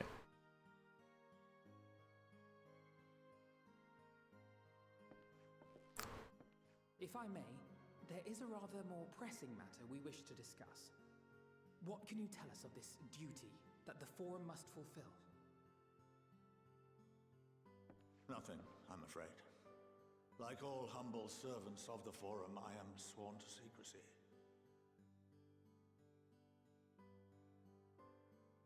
Or rather, I couldn't tell you if I tried. Our duty is of the gravest importance. Furthermore, if the particulars were made public, it would incite widespread panic. As such, those entrusted with this duty have been bound by an enchantment, which prevents us from speaking of such matters without the express permission of the Forum. How is that even possible? It's been some time since I last gave a lecture. Please, take a seat. We're gonna learn something.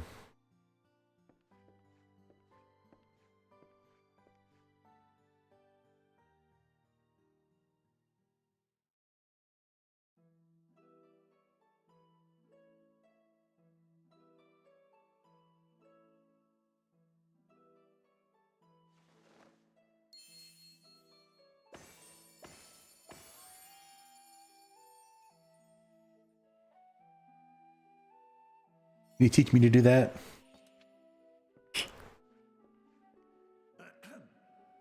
We shall begin by reviewing the fundamentals of etherology. The ether, which imbues us with life, can be categorized into three forms. Two are of the incorporeal sort, the soul and the memory. Can anyone tell me the third?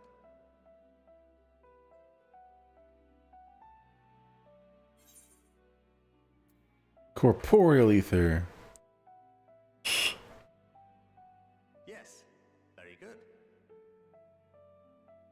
This is the form with which the layman is most familiar.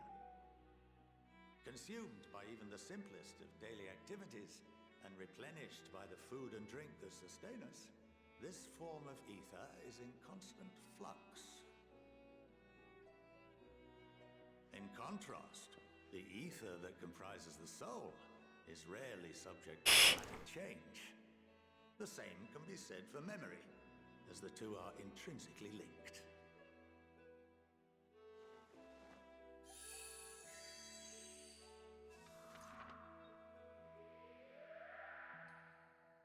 Picture the soul as paper, and memories as words written upon it. Now, what would happen if that paper was doused with ink? The same type of ether as comprises the memories. You wouldn't be able to tell the difference?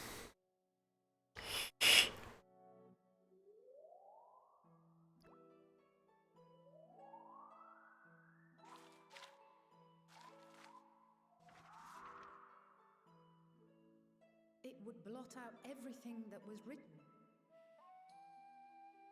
Precisely. We would be unable to recall the memories, and any activities that depend upon them would be hindered as well.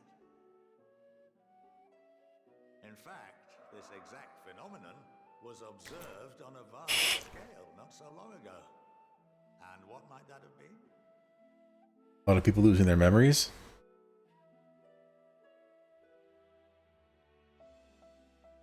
The seventh umbral calamity. The people of Eorzea vividly recall Bahamut breaking free of the lesser and raining hellfire down upon the realm. But no one could seem to remember the events that followed immediately afterwards. And everyone forgot about the Warriors of Light. Indeed. To this day, we have yet to determine whether it was an unintended consequence or a deliberate act.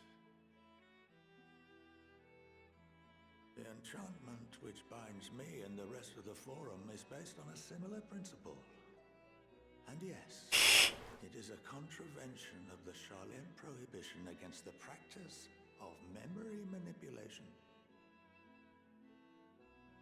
Only when a new member is inducted and told of our great duty are they subjected to the process. A necessary evil. You have my word that it would never be used to manipulate the populace? I should hope not. But can this enchantment be dispelled and your memories restored? If 9/10 of our members give their approval, then the process may be reversed.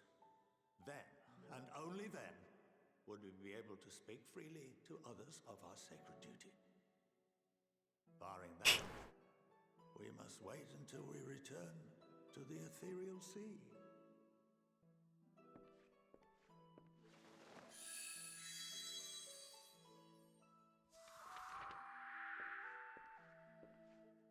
For there we will be purified, the blots upon our souls washed clean.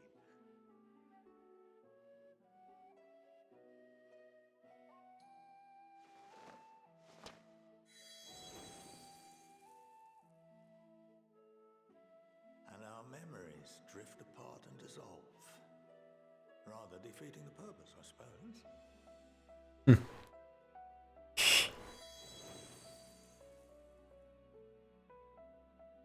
But there are those memories that are indelibly etched upon our souls, some believe.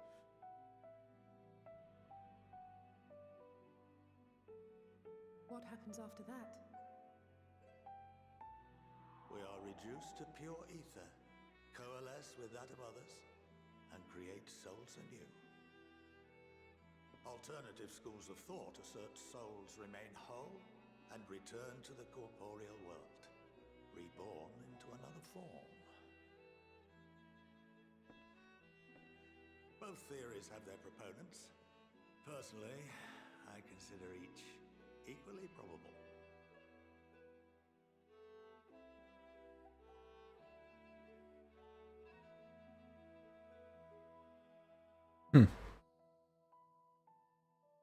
Paper? I think that's enough education today, now that I've given you some food for thought.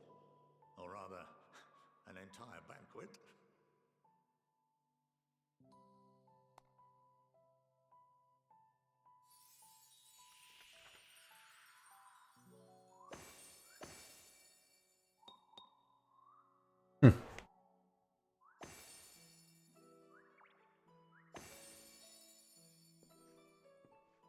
I would remind you that although I'm unable to assist you with certain matters, the resources at my disposal may still be of use to you.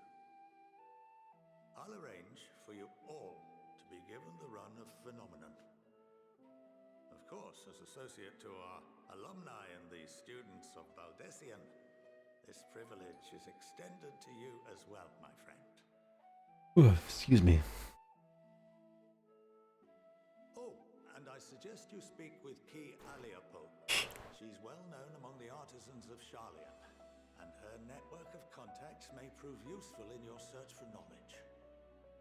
I wish you all the best in your pursuits, wheresoever they may take you.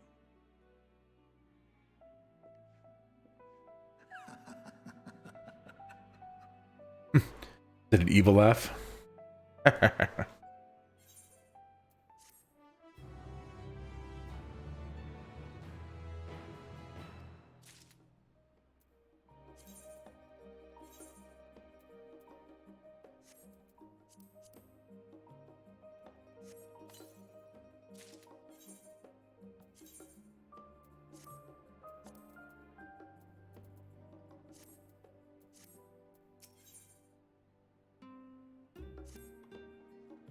Well, that's given me much to mull over. I feel as though we're one step closer to understanding the Forum's true motives, and the mysteries of life itself for good measure. It's funny, I came here with the intent of expressing my gratitude, only to leave more indebted than before. I have a feeling his friendship and support will be a great boon to us in the days to come. And on that note, let's head back to the Annex. Perhaps on the way you could better acquaint yourself with Kialiapo, as the scholar suggested, while I share our findings with Raha.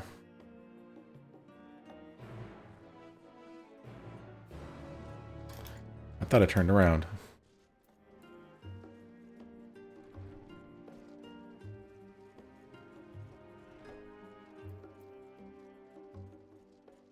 But isn't this key? Like, what do I need to do to talk to you? Oh, that's crafting. Okay.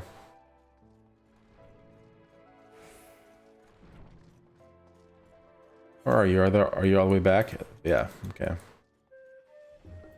It even says in the main hall the Baldesian Annex.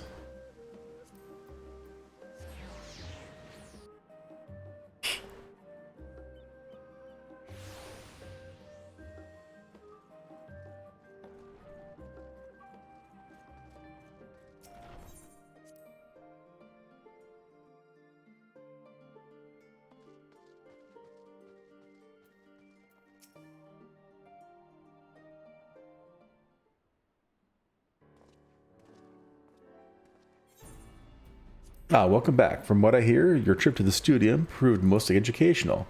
While you were away, I received word from our fellow scions. As expected, news of the warding scales is met with much joy. Preparations are now underway to bring the leadership of the Grand Company of Eorzea and the Eastern Alliance together to determine a way forward. Our friends have asked that we bring the scales in our possession to Lumza Laminza. So the time has come for us to go on the offensive? It's too early to say for certain, for that does seem to be the way the winds are blowing. I, for one, can think of no reason to oppose such a plan, but let us see what awaits us in Vilverd. Let's start by getting the scales out of storage. Give me a hand, would you, Estinian? Shrug. I guess.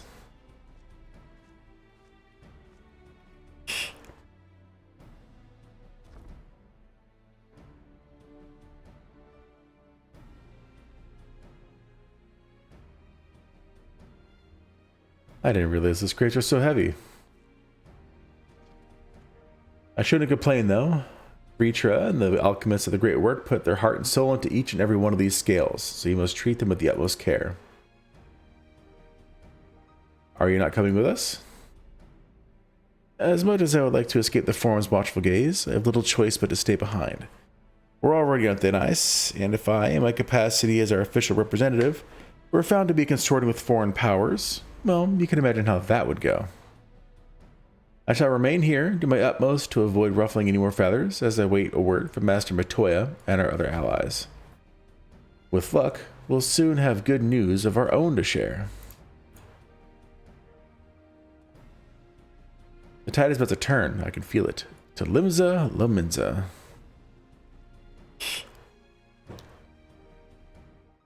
Wasn't there like a cheap way to get there? So I teleported just straight up 1,000 gil.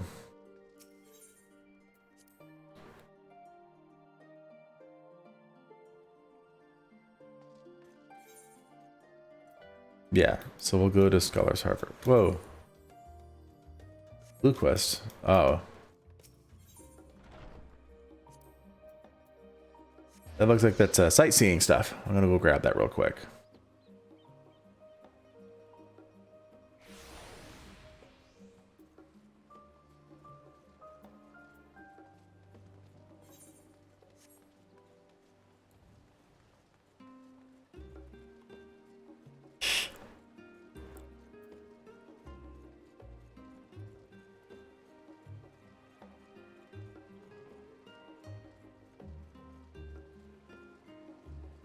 Why are they so far away?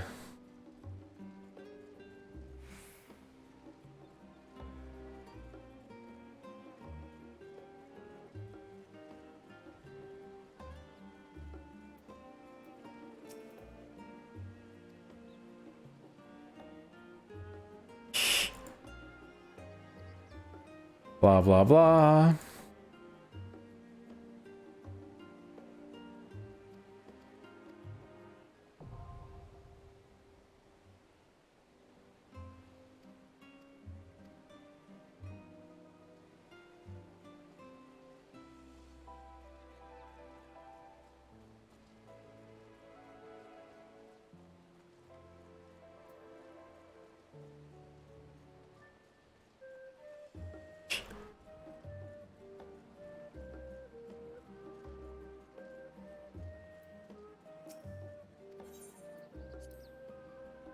Still have to pay some, but it's a lot cheaper.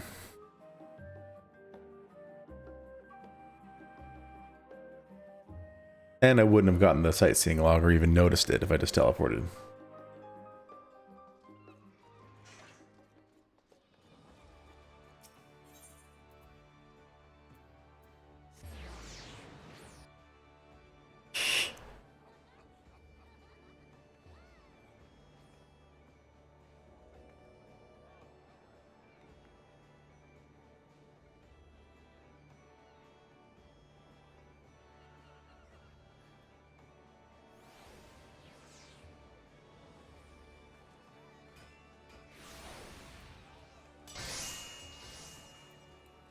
Yes, all the crafting sounds.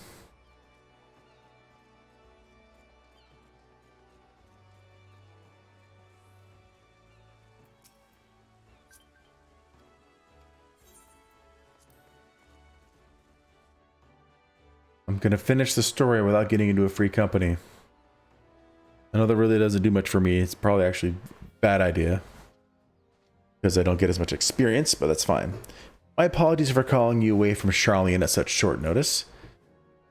On the contrary, we are honored and grateful, and pleasantly surprised to be joined by such esteemed company. It was only right that this discussion be conducted in person. We are locked in a war of attrition. Our forces struggle to contain the threat posed by the towers, and it is only a matter of time before we are overwhelmed. Victory will only be claimed through decisive action, and we have taken the initiative to see the wheels in motion. Set the wheels in motion, excuse me. It is reassuring to learn we are all in accord. But might I ask what your plan entails?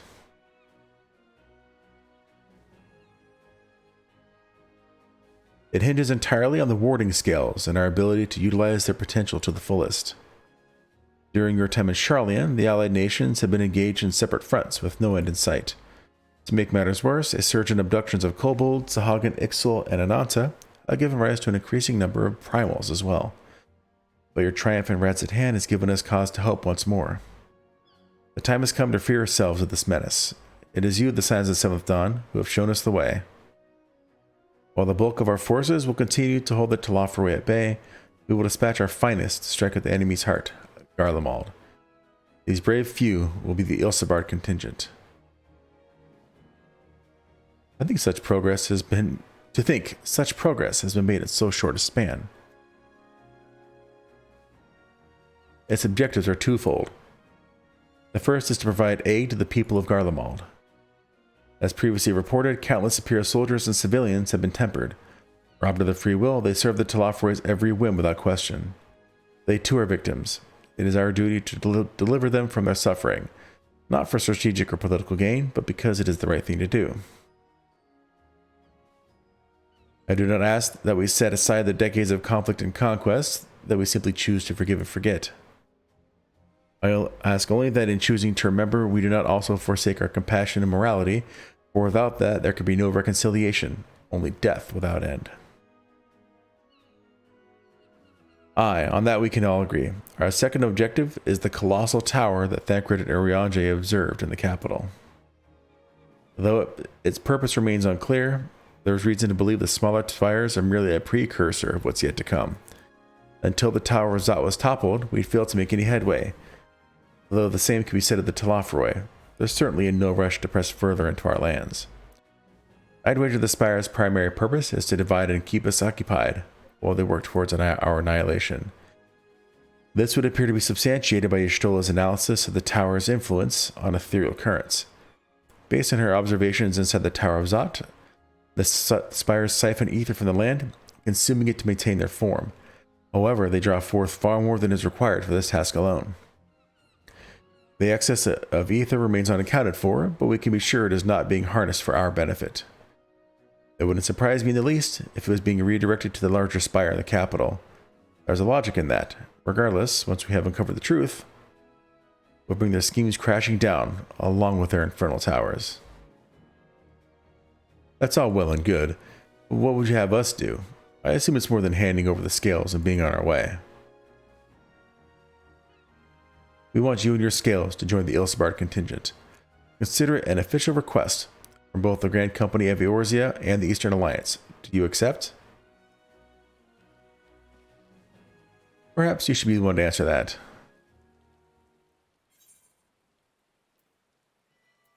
For honor and glory.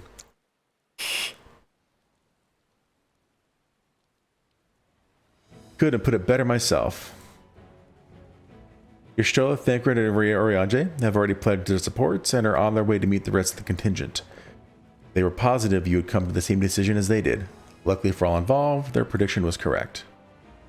Once you have delivered the warding scales to Alamigo, the contingent will embark on its journey to Ilsabard. Raubon and Lord Emmerich are overseeing preparations, so I suggest you make yourselves known upon arrival. Pack warm clothing, furs and the like. Without it, the cold will do you in before the Telophoroi so much as draw steel. As for us, we'll keep the enemy busy while you're gone. They're not the only ones who can create a diversion. Now go, safe in the knowledge Eorzea will be as you left it, or better, upon your return. Everyone gets to nod, yeah.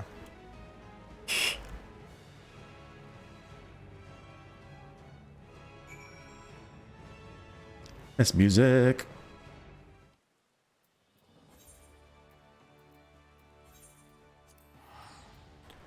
Let's teleport around everywhere.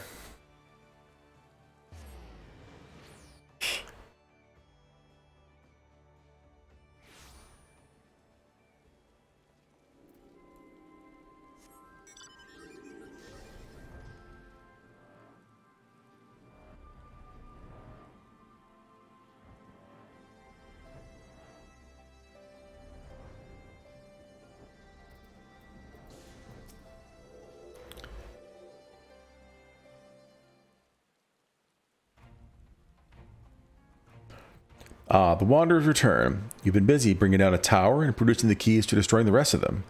You should be proud. Those warding scales of yours are what's made this whole venture possible. Will you and Lord Emmerich be leading the contingent?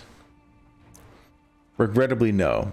Our role is to organize the various delegations into a cohesive unit.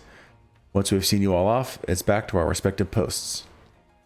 We dare not neglect our duties for too long, lest our defensive efforts fall into disarray. And just between us, there was a fair amount of opposition to the formation of the Ilsabard contingent. The very suggestion that we send out some of our finest troops behind enemy lines to render aid unto the Garleans has made me rather unpopular in certain quarters. Can't please them all. Sadly not, though I do my best. Truth be told, I'd rather be at your side charging into the fray. Alas, I have battles on my own to fight, where words may serve me better than any blade.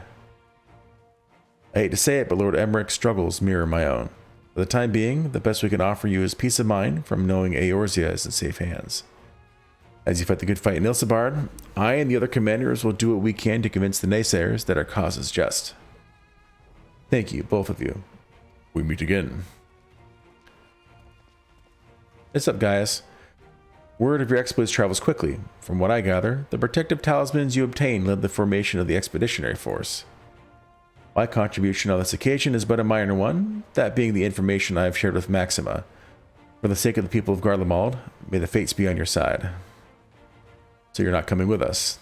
Strange, I thought you'd have a stake in this. I do. The Telophoroi have laid waste my homeland and enslaved my people.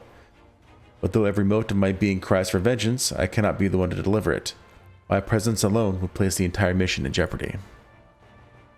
I stand accused of murdering Emperor Varus and plunging Garlemald into chaos. Were I to travel with the Ilsabard contingent, it would give my countrymen ample cause to question our motives. Conversely, those who believe me innocent may instead celebrate the return of a former legatus and attempt to raise me to a position of leadership, further destabilizing the region and complicating the contingent's mission. Whether I am branded a villain or hailed as a hero, I would only hinder your efforts. We will deliver your people from harm in your stead. I doubt they'll be pleased to see the champion of yours to set foot on Garlean, so let's just do that one.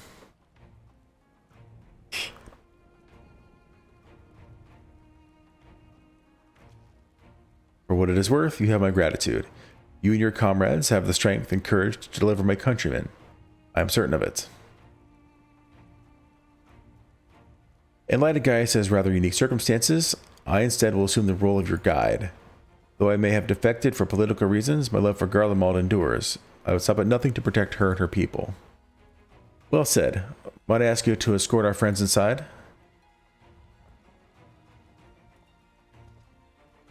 You might even bump into an old acquaintance or two. And if I don't see you again ere you depart, may the Fury guide and protect you, all of you.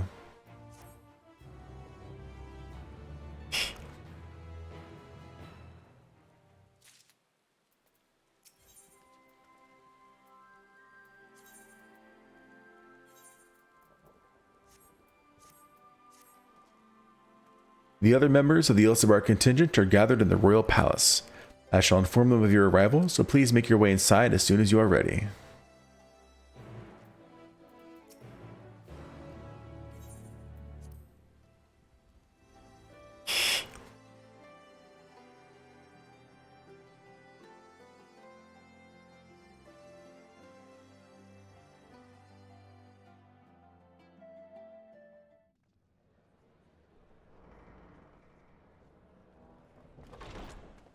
By the 12.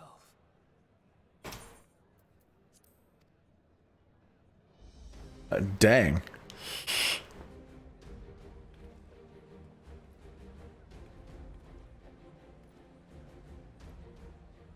Glad you could join us. I hope you don't mind, but we went ahead and started without you. As you can imagine, our traveling companions were eager to become acquainted. 'Tis a rare thing indeed to see such a diverse and talented group of individuals assembled for a single purpose. We fight not only for the sake of Eorzea, but for the entire world, including the people of Garlemald. Much rides on the efforts of the Ilsabard contingent. Indeed, which is why I am glad to find myself in the company of many trusted comrades, yourselves included.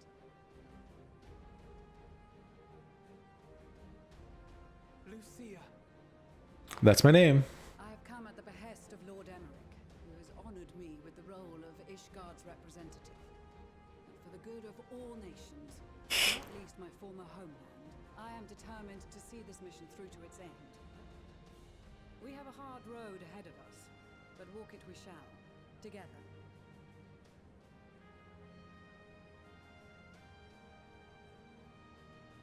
We too welcome this opportunity to work together once more. I have faith that, if there is a way to resolve this conflict, we will find it. Allow me to introduce you to the rest of our company. We have a small army. If I may have your attention.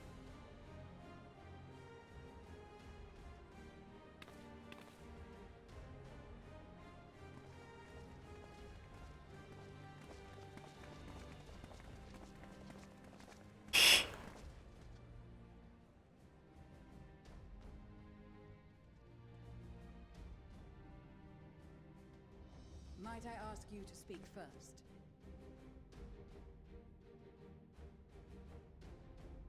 If I must. I am Arun Senna, spokesman for the Gridanian delegation, here on behalf of my esteemed sister, the Elder Seedseer. We shall provide support and protection to those in need during our time in Garlemald.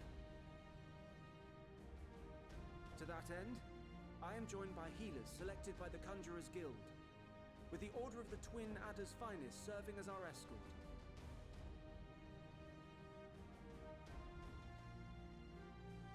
Suppose I'd better say my piece. Sickard. Wait, I know you. You were the pirate. I'm Sickard, in case you've forgotten. Truth be told, I'd rather you had forgotten. Any road, the Admiral asked Captain Hilfear to send his best, and for whatever reason, he picked me. Whisper, whisper. Of course, if I'd refused, I'd be the laughing stock of the bloody executioners, and my reputation's taken enough of a keyhauling as it is. But more importantly, like any pirate worth his salt, I know when you're staring down the storm, you gotta trust in the commander of your ship. So if the Admiral wants us to go to Garlemald, not for plunder and glory, but a promise of peace in our time, then that's what we'll do.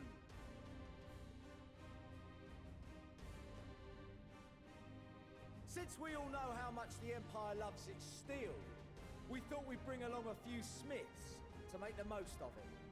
Give them a pile of scrap and they'll cobble together anything you fancy. Of course, just like the Gridanians, we got fighters of our own. We might have come with a more constructive purpose in mind, but we're more than capable of cracking skulls, believe you me. He's so excited. Well, you're certainly raring to go. But then again, so are we. The most dependable warriors of Uldar and Alamigo have assembled at the Sultana and General Aldin's behest.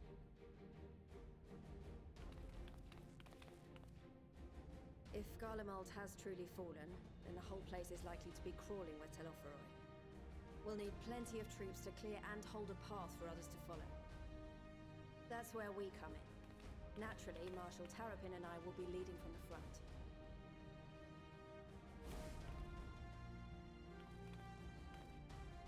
It's been some time since I last saw you in your element on the battlefield. From what I've heard, you've become pretty fearsome yourself. Master Matoya, the avatar of destruction.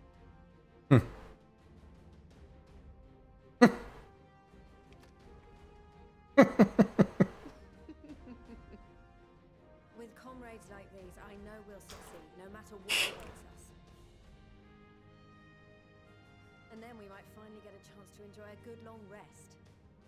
But until then, let's give it our all.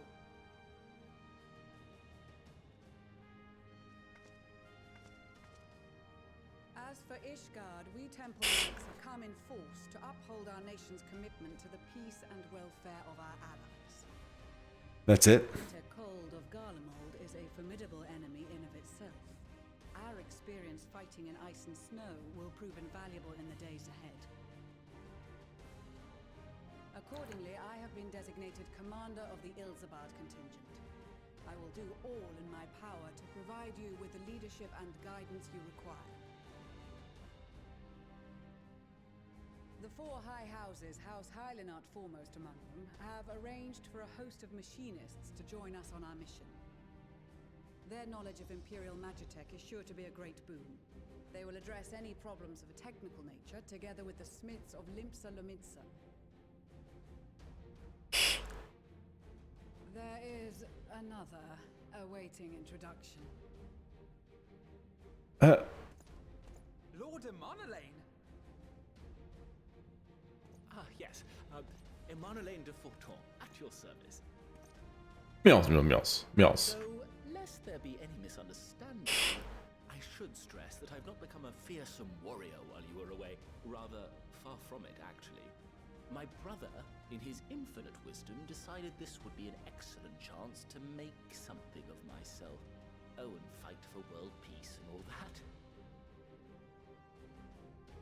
But, should the opportunity arise for a spot of ballroom dancing, I will be your twinkle-toed gentleman of light.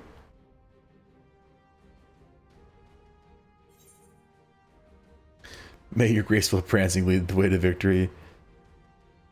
I dare say your fancy footwork may be what stands between us and certain doom. That one's funny. I like that one.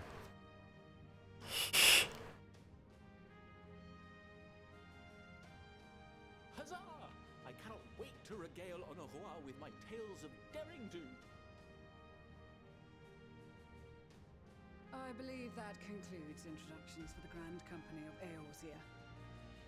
What about everyone else? Our allies from the Eastern Alliance were due to arrive some time ago, but it would appear they have been delayed. Would that be the Shinobi Dome? Actually, they've been tasked with relaying messages back and forth between the various Eastern nations. According to Lord Hien, however, an equally capable company of warriors has been sent in their stead. Out of my way, you preening fool! That's Fordola. Oh no. Similar voice. Look at that.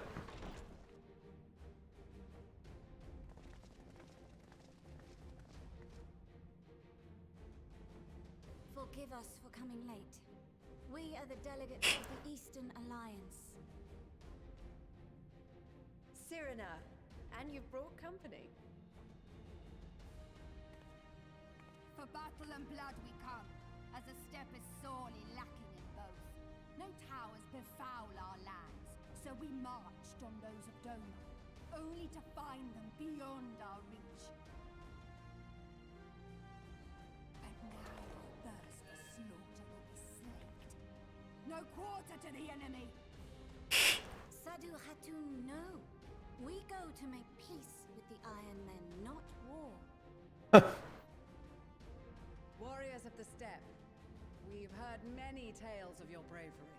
We welcome you as allies. And these other ones you have brought are...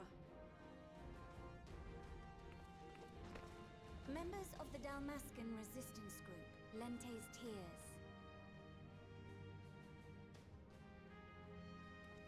And the Bosnian resistance. Between them, they have a wealth of experience in espionage, and are particularly adept at infiltrating Imperial facilities, which is fortuitous. Garlemald's domain is so vast that I could never hope to handle reconnaissance duties all by myself. Dalmasca, Bosnia, Alamigo. All lands which have suffered the tyranny of the Empire. I would never presume to question your motives. Nevertheless, I must reiterate that our goal is to aid the victims of the Telophoroi, the common folk of Garlemald. And they are victims, make no mistake.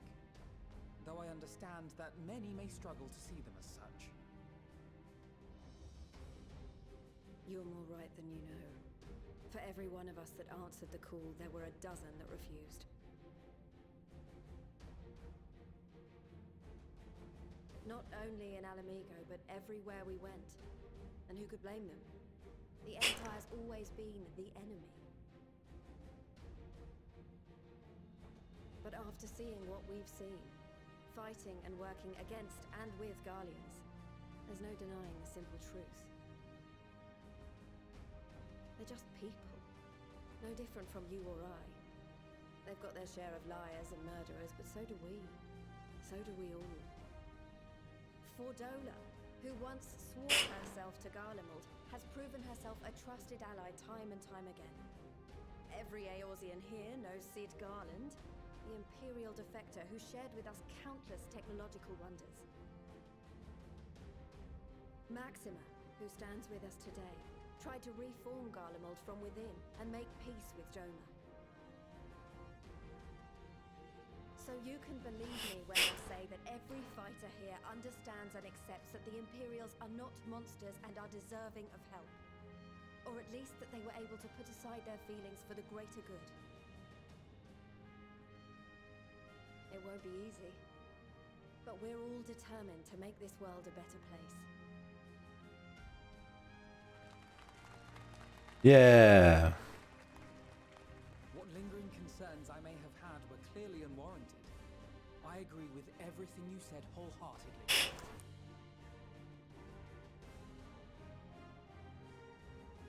Then we are in accord. Now, let us review our strategy. Let's go. There's a lot of talking going on. To reach the Garlean capital in northern Ilsabard, we must cross the central mountain range. Fortunately, Garlond Ironworks can provide aerial transport, sparing us this most treacherous part of our journey. However, attempting to fly any closer to Garlemald would attract the attention of the Telophoroi. As they appear to have seized control of the majority of the Imperial military, we must assume that includes its fleet. In addition, Garlemald possesses devices that can interfere with airship navigational systems, further discouraging an airborne approach. Given the circumstances, the closest we dare deploy our contingent is an area between the range and the capital, the Magna Glaciers. From there, we must travel the rest of the way on foot. We will also need to bring the airships with us to ensure we can withdraw with haste. Although much of the terrain will be blanketed in snow, we should be able to make use of local roads and shipping facilities. The vast ice field will afford us an unobstructed view of the surrounding area. On the other hand, it will also allow others to easily spot us, so it is imperative that we only make camp in positions where we can easily defend ourselves. And the airships, which must be kept safe at all costs. We cannot account for every possibility, so we must be prepared to think on our feet. We will be tested. Sorely tested, I expect. But for our homes and for our people, and a people not our own but in need, we will succeed. Spare no effort in your preparations. Once we depart, there is no turning back.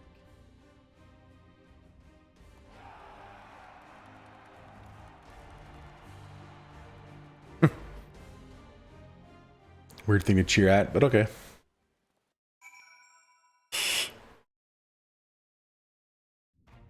I know I've gotten a lot more done tonight. There's a lot of talking going on. Besides the delegates assembled here, the Amalja and several other tribes offered to send troops of their own. Unfortunately, due to their physiology, many would struggle simply to survive in the harsh climate of Ilsabard. They would also likely prove tempting targets for abduction by the Telophoroi. All things considered, they can better aid the cause by bolstering our defenses in Eorzea, though their eagerness to do more has been noted. We few shall have to suffice. Ere we embark, we must distribute the warding scales to our comrades. Care to do the honors? No. Let's start with you. Yes.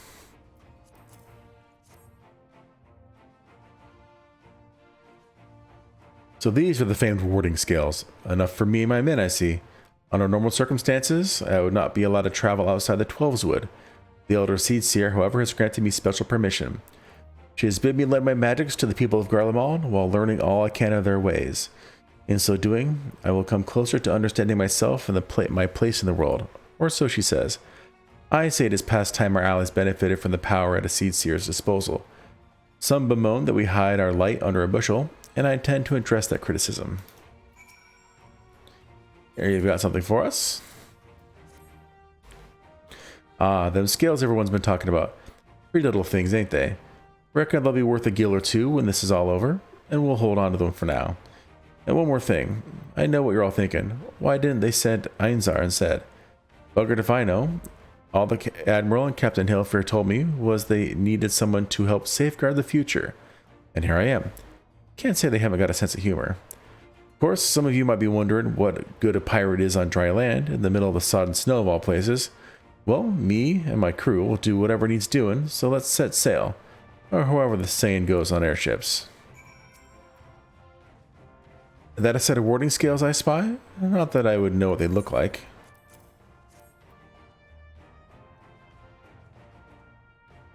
Wow, look at these. Even a layman like me can tell they're bursting with ether. All the better to fend off the tempering waves? Is that the right term?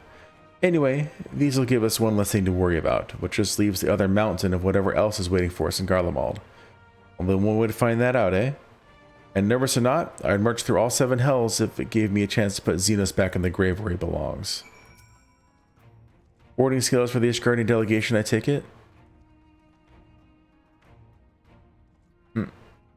These enchanted talismans, or should they be talisman, would probably require considerably less time and effort to produce if the alchemists of the great work were not so preoccupied with making them look pretty.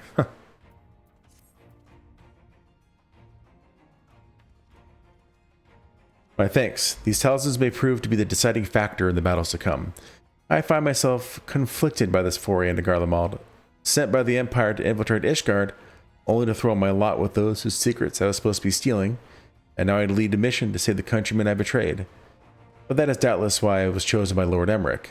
He would have me put my extensive knowledge and former ties to good use. I will not disappoint him. For the future of Ishgard, Garlemald, and the world at large, I will lead us to victory. We heard it would be cold in Garlemald, so we came prepared.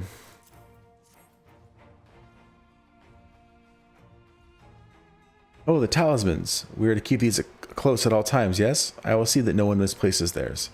Oh, before I forget, I have a message from Hien. In distant lands and times of strife, together stand, together fight, in darkness shines the light of life. I hope I have done his words justice. Doma, like much of Othard, has been plagued by towers. Yet, while he cannot be here, he wished to express his shared conviction. Hien and Lugiri labor without rest to unite the people, and with their aid will they keep the enemy at bay. And we, the Steppe and the Eastern Alliance, will repay their efforts by ending this war. Do you have a warding skill for me too?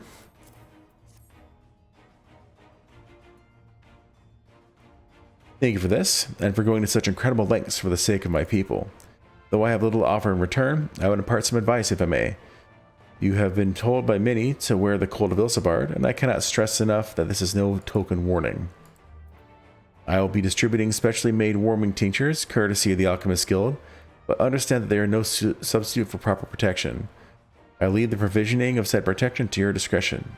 Now, let us proceed to the alley-making quarter. While you make your final preparations, I will have the pilots ready the airships.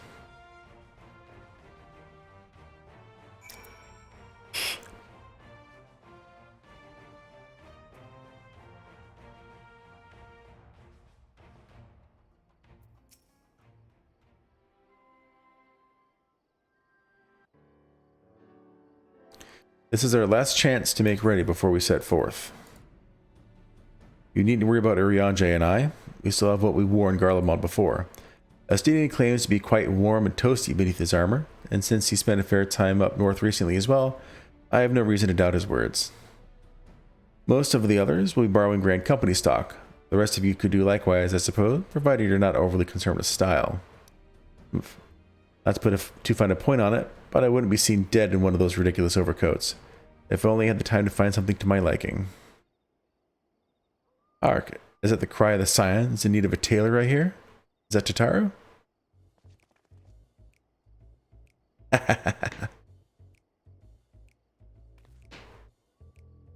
But how? I have my ways. Oh yes, indeed. I thought you would be sneaking off to Ilsabard without telling me. Oh, you thought you'd be sneaking off to blah blah blah. Nothing escapes my notice. Now you will wear these garments I've made for you, whether you like it or not. No, I won't. You never cease to amaze me. I've only known you for 10 seconds. But why do you need a new outfit as well? Wait, are you coming with us? What? No, of course not, silly. It's all in the name of fashion. Rather, the pursuit of the highest quality fashion. Besides, how can I expect others to wear my creations if I've never worn them myself? I did have one other thing to share. Artemis and Bloomvita have finally returned from their assignments in faraway lands. They'll be staying at the Rising Stones for a while to keep an eye on events throughout Eorzea. Since they'll be running things back at Horde headquarters, I was wondering if I could lend a hand in Charlian. Oh, why not? You can keep crowd company in the Baldezian Annex. Yes, we'd love to have you there. And I heard Artemis and Bloomvita did a fine job carrying on in our stead while you were lying comatose, or we were lying comatose. With them in charge of the Rising Stones, we have nothing to worry about. My thoughts exactly. Also, while I'm confident you won't go collapsing again because a certain someone who shall remain nameless isn't in a position to transport your souls to another world, if anything similarly disastrous were to happen, I'll be well positioned to do something about it. Anyway, I've got a few things to take care of, and then I'll make my way to Charlian. I really do hope these new clothes are enough to keep you warm in Garlemald. It's not much, but it's the only thing I can do for you, other than pray for your safe return, which I will every day. Let's not keep the contingent waiting any longer.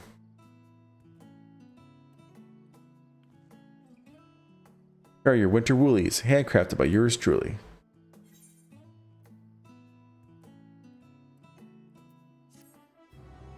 It'd be interesting if they actually added that mechanic in the game where you have to worry about eating old.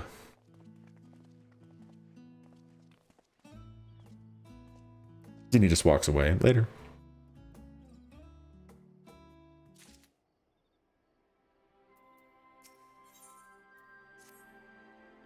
I'm told the airship pilot has been sent to meet you.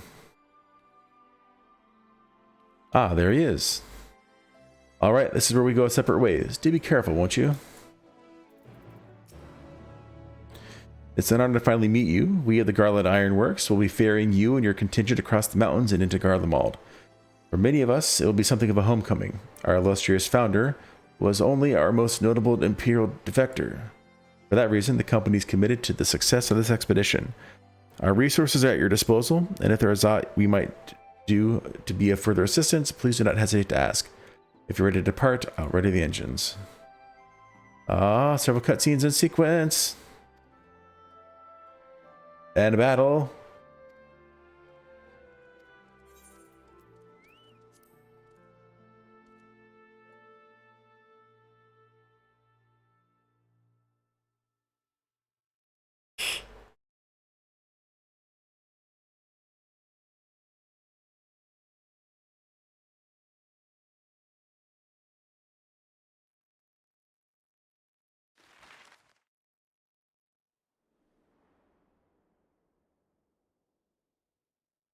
Are some of the clouds going to part finally?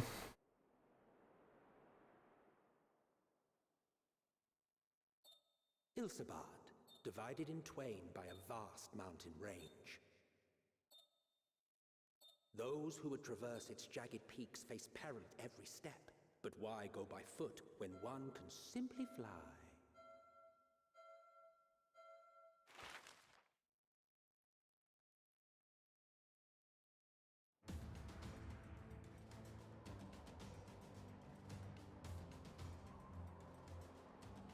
On the outskirts of the Imperial capital, in the frozen wastes of the Magna Glacius,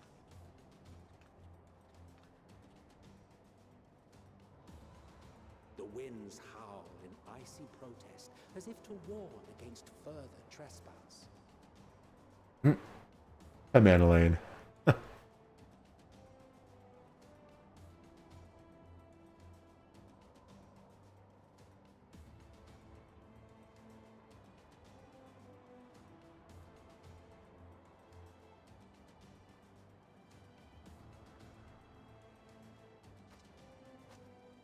Received word from Thancred's reconnaissance party.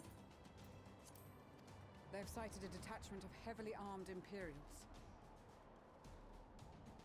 Survivors of the Civil War, perhaps? Perhaps, but there is more to it than that. Maxima reports that they are led by Vergilia, legatus of the 3rd Legion, which comprises the bulk of their number. However, they are also joined by several members of the 1st. From what I recall, the 3rd Legion fought for Nerva in the War of Succession following Varus's death. The 1st, on the other hand, were under the direct command of the Emperor and rejected Nerva's claim to the throne. These legions were enemies. Indeed.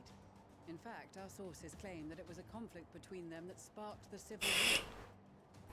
Yet now, these former foes cooperate to defend a ruined Garlemald from invasion. Then it is all but certain they have been tempered. So, what's the plan? If me and my crew is out reaving, we charge straight in, no messing about. But that ain't what we're here for. Quite right. Soldiers or no, they are people of Garlemald, the very ones we have come to aid. Direct confrontation is unavoidable. Nevertheless, we must make every effort to limit casualties on both sides. Rather than kill them, I would remove them from the field. How so? Savage beatings, disarmament, and imprisonment? Not impossible, but easier said than done in the heat of battle.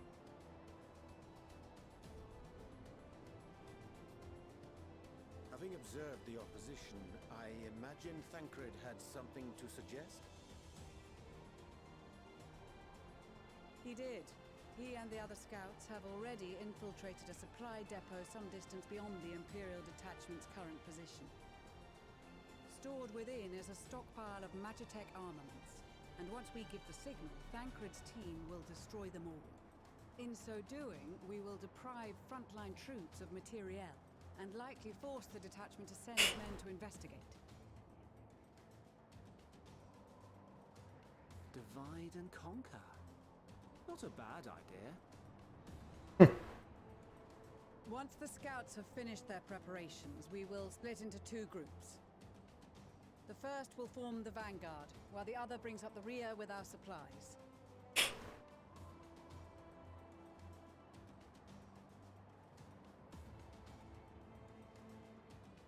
As for the Scions, I ask that you lend your assistance where you deem it needed most.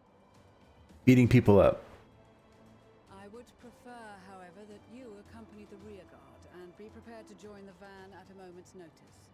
Kept in reserve as our trump card, so to speak.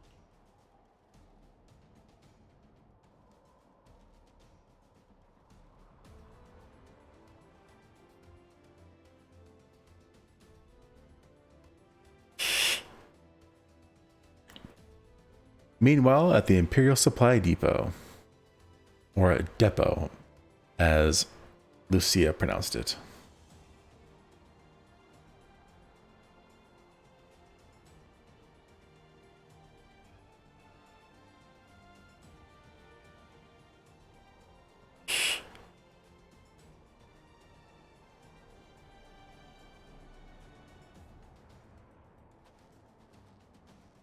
proposal was well received. More specifically, they asked that we destroy the Imperial's toys in as spectacular a fashion as possible. Pistola always did have a flair for the dramatic. She's not an easy woman to please, but I shall do my best to satisfy her thirst for fireworks. All right, once more for my peace of mind. Our first objective will be to rig the enemy's Magitech with explosives. After we've withdrawn to a safe distance, we'll detonate them remotely. Our second will be to issue a deactivation command to the automated units via the control terminal. If our calculations are correct, this signal should reach those deployed on the front line, giving our friends a much-needed upper hand. A blizzard will help us stay hidden, so let's aim to get in and out before it passes. Trust in the plan, and we should all live to see tomorrow.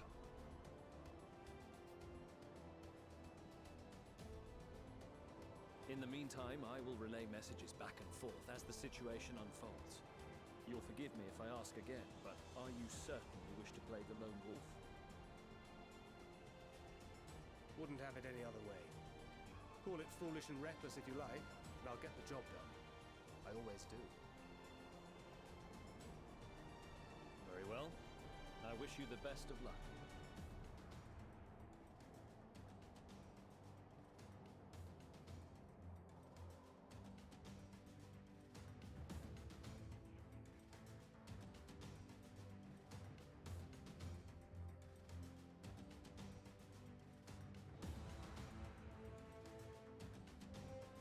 All right, who am I going to play first?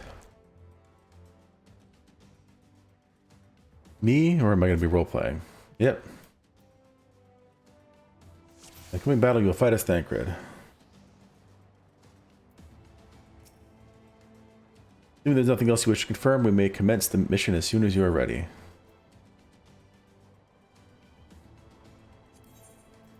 Keep your wits about you. It's time. We only have one shot at this, so let's make it count.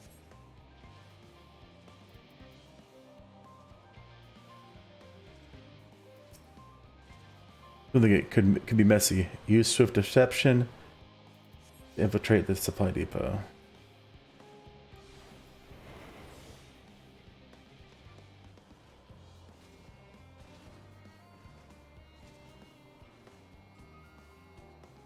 Use silent takedown.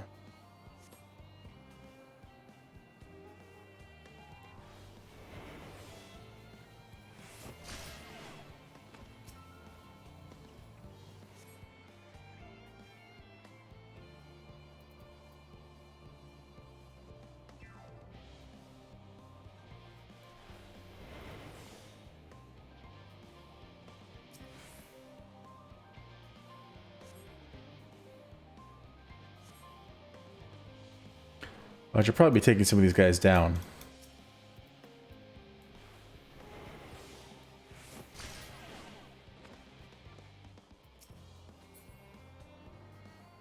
Probably what I'm supposed to be doing.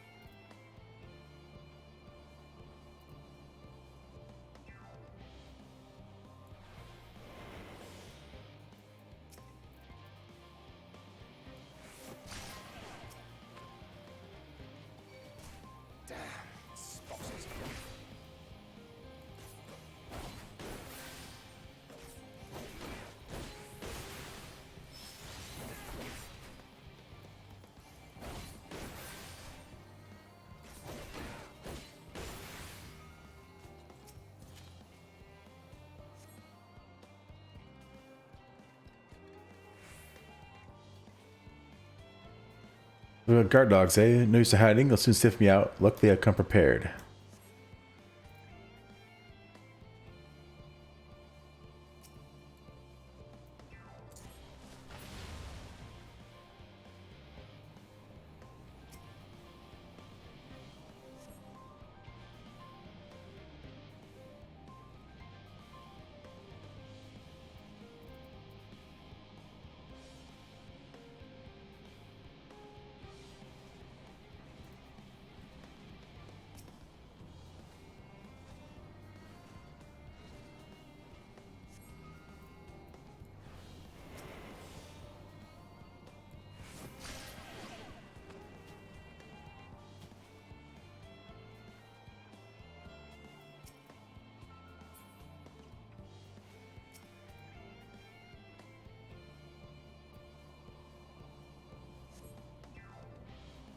How to hide, it's in the word.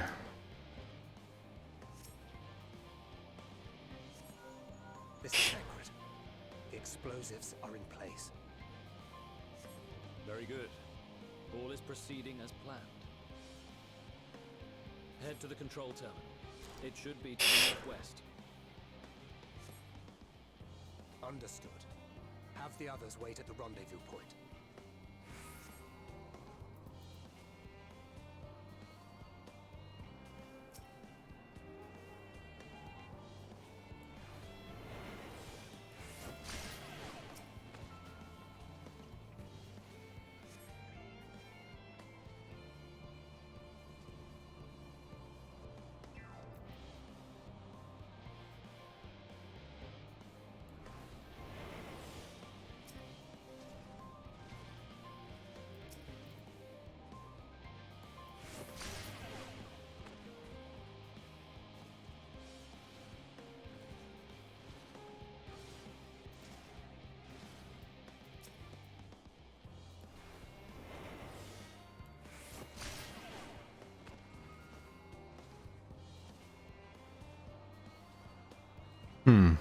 Okay. Have to be smart about this.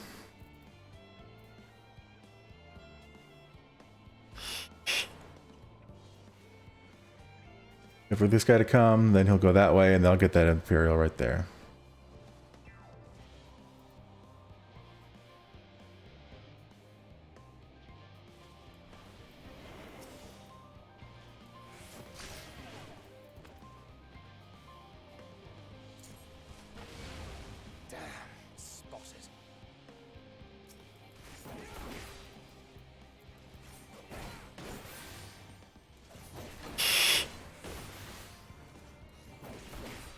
It said it has no effect on Imperial soldiers and Magitech weaponry. Apparently, the effect is that they see me.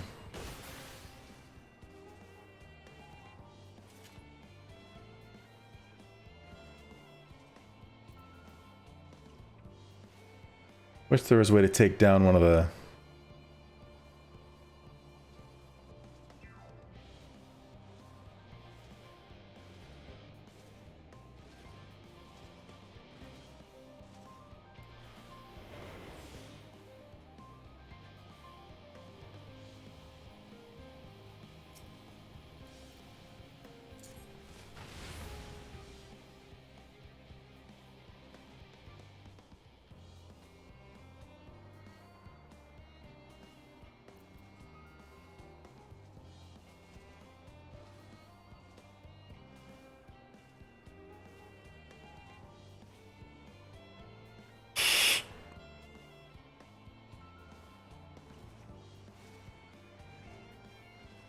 Come on.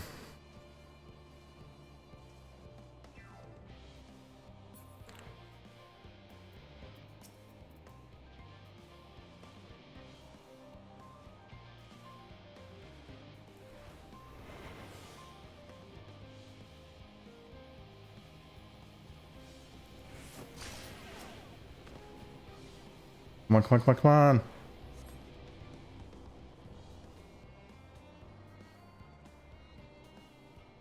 That's it, the control terminal.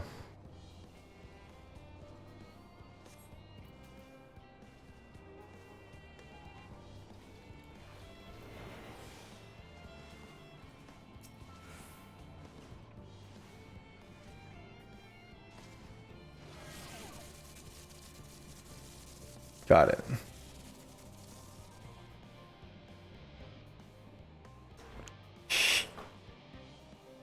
There's probably a way to do that perfectly, but I succeeded the first time, so that's good.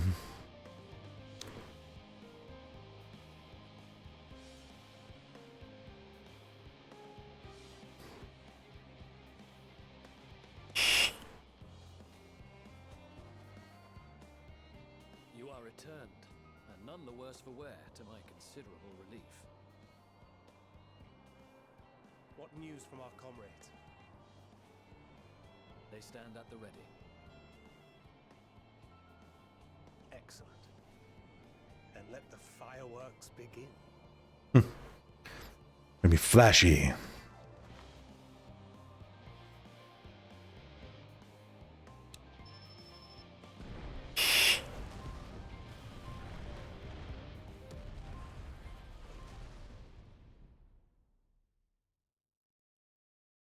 A few moments later, at the rear of the Ilsabard contingent supply caravan.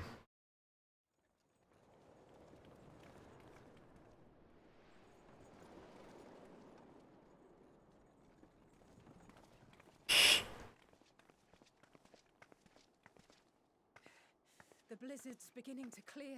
What timing? The Vanguard should be engaging the Imperials any moment now, if they haven't already. Ishtola and the others are with them, so I'm sure they'll be all right, but...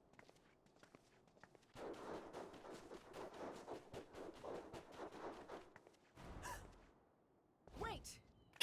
Something's coming!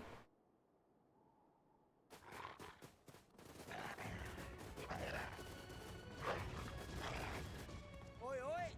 Looks like we ain't the only ones who sent out scouts. Keep them away from the carriages! We lose those, and we're as good as dead!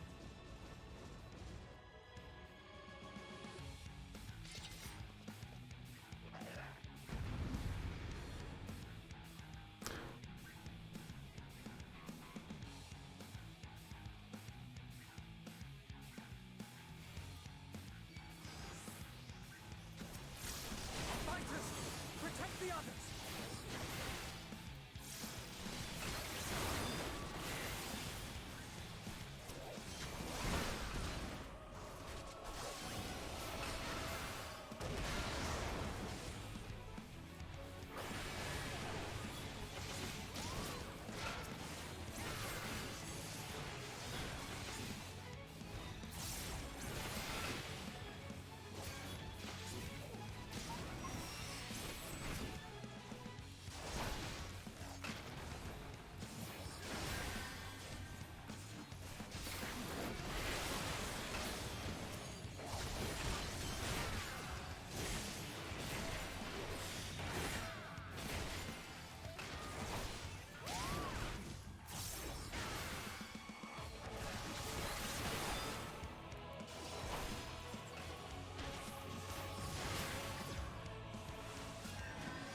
Brief respite, but stay alert.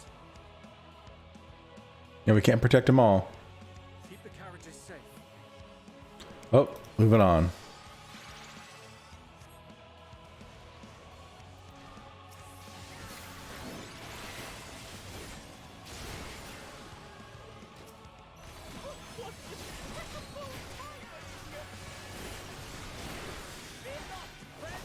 The savior of Ishgard is here!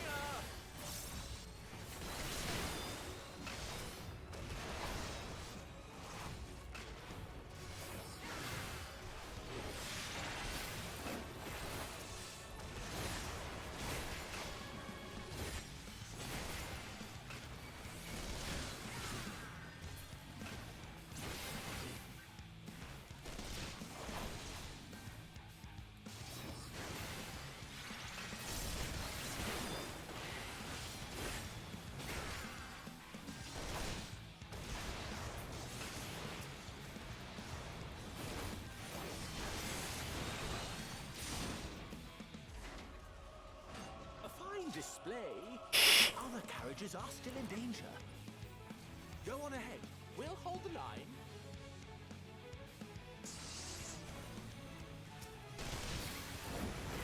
We're the only ones still struggling. How we put our backs into it then?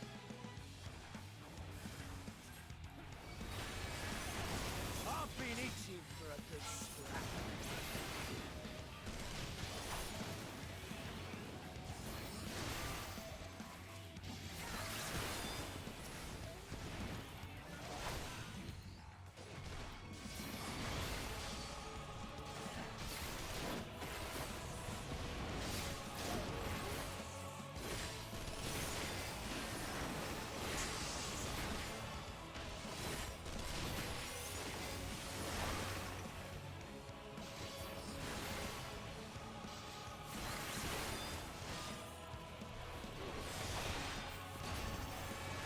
All right.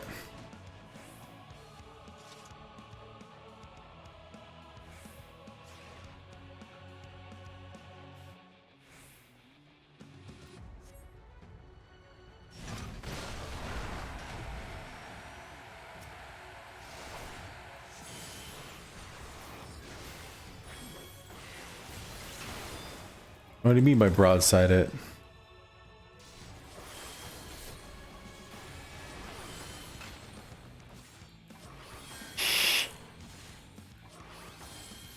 Must be pirate speak.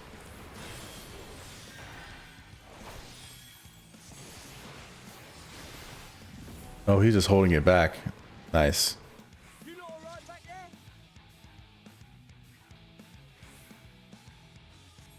We're fine. I'm ready for more. Heal up then. Come on, Conjurers. Get to the front and turn the tide.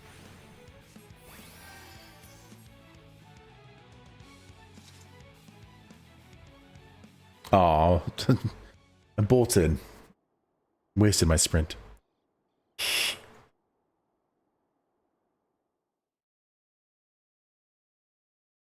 Meanwhile, on the front line, I get to play as somebody else.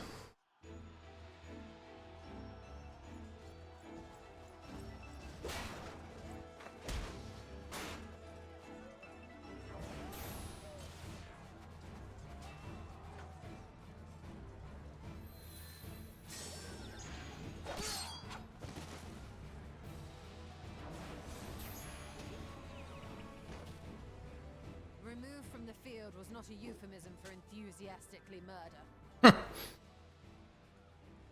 It's nothing that won't heal in time. The trouble is, their tempering has made them utterly fearless.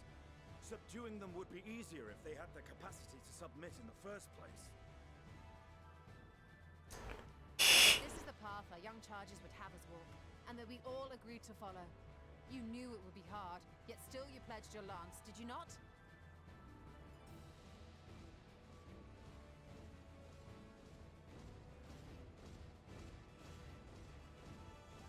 That I did.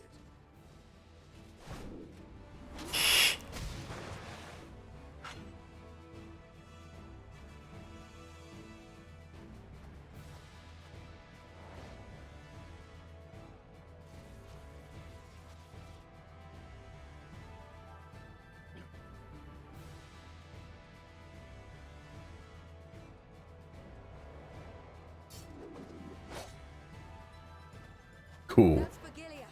Damn it. I need to help the others take her down. Do I get to play as Lise? There's no end to them.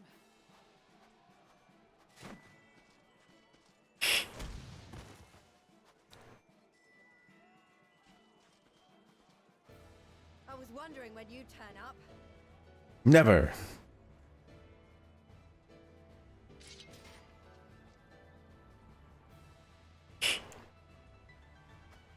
There's no stopping us now. Come on. Let's show them what we're made of. Pippin, yeah.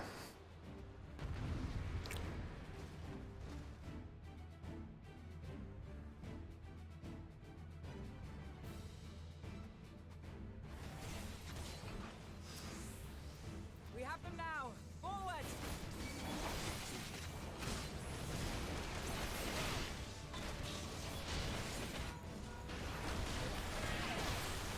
Light Caravan is safe for the time being, and Thancred's team is throwing the enemy into disarray.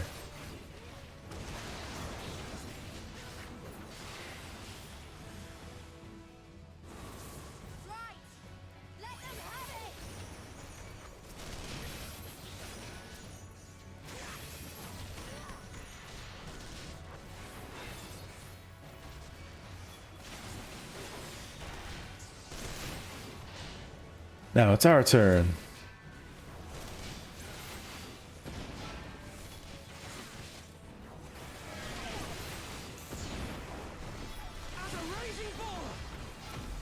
Cool. Go Pippin.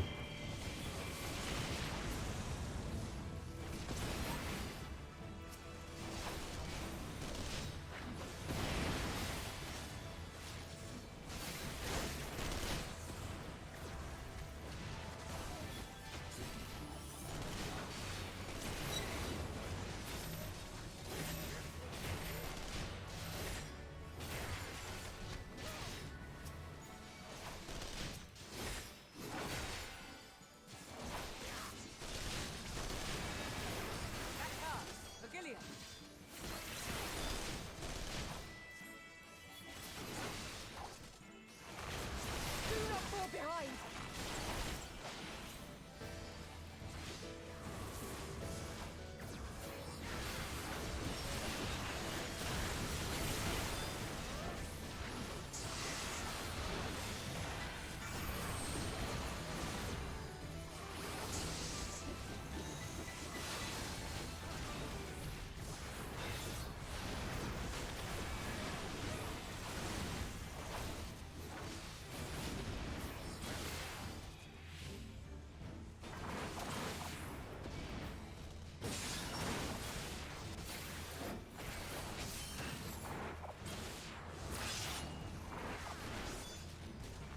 Oh, you're on me now.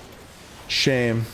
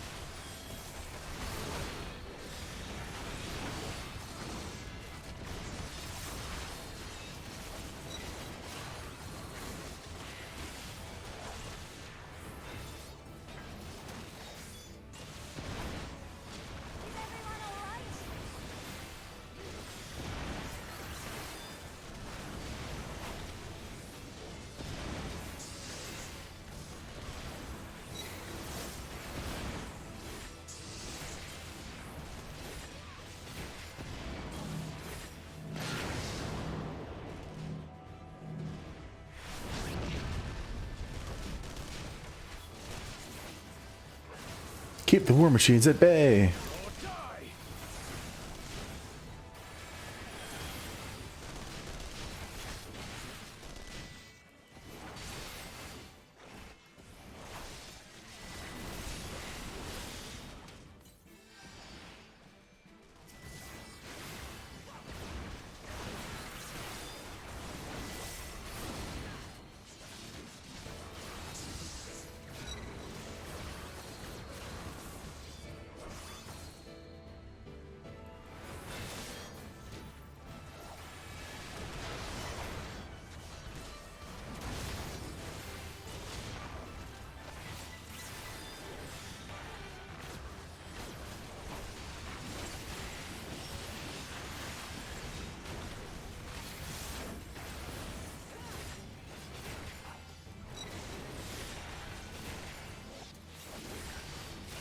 More fodder for my flames.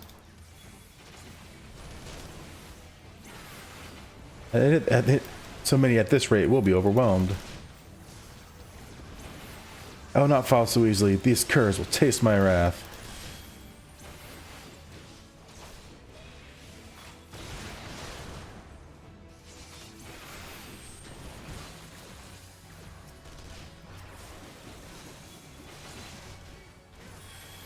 Make way, these whelps will rue the day they cross my path.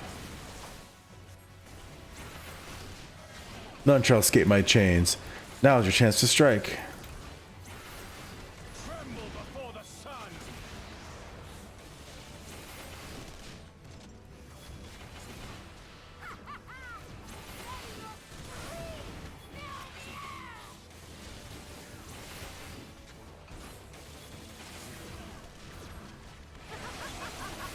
Here we go. Kaboom!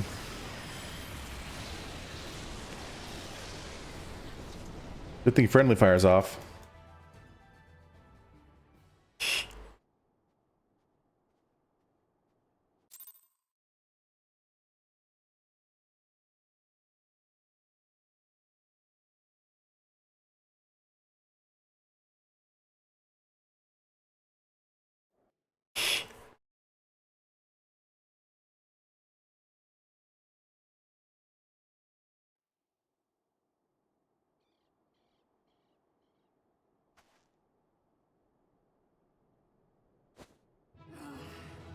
A worthy adversary.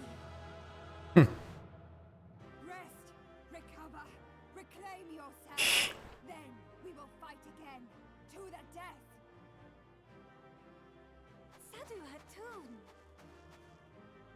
Hatun. Aw. Poor Magni. The day is ours, thanks to your timely arrival. What of the supply caravan? It's good. Outmaneuvered, but not outmatched. Good. Let us take the Imperials into custody and rejoin our comrades. And soon we shall arrive at the capital.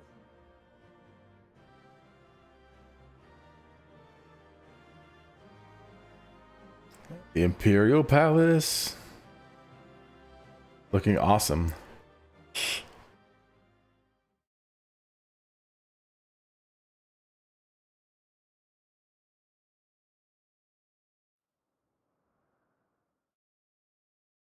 Can I move yet? So cold and unforgiving. Thus spoke Emperor Solus as he gazed upon his barren domain.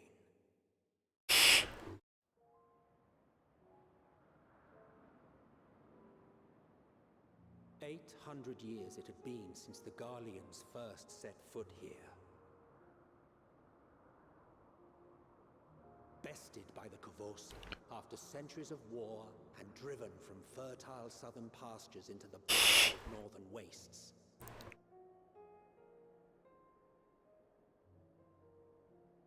In that garden of desolation, they clung to one another for warmth, freezing, hungry, desperate, hated.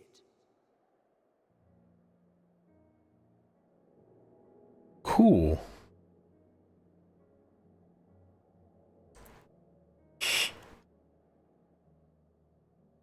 The chosen forsaken.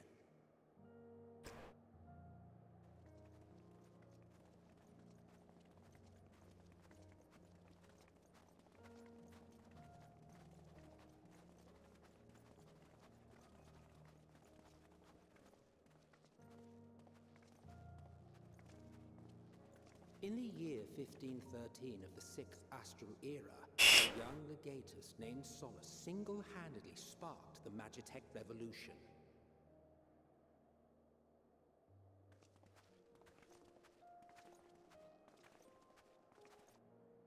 How did he conceive the machina that feed on ceruleum?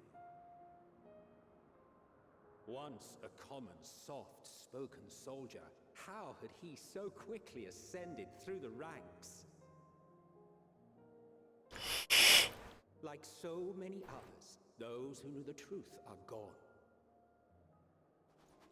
Taking in the capital with his eyes for the first time, I recall thinking to myself, far colder on the earth than in the heavens.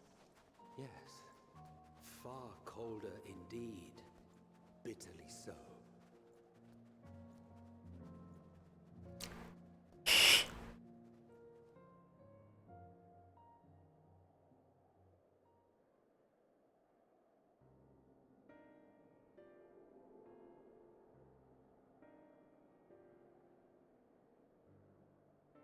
Not so much as a whisper. The roads leading beyond the city walls would have been used less in recent years. Nevertheless, this was one of the most important gateways into the capital. A buzz day and night with activity, aye. Merchants passing through the checkpoint, many of them stopping at the local hostelries.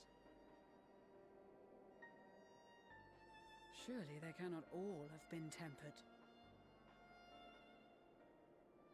We can consider the question after we have made camp.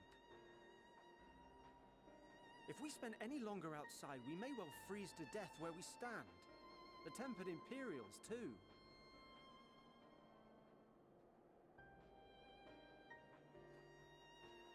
This will be our temporary base of operations.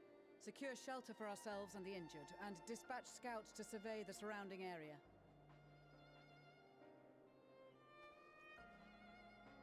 If we're planning on staying here a while, we ought to give this place a proper name.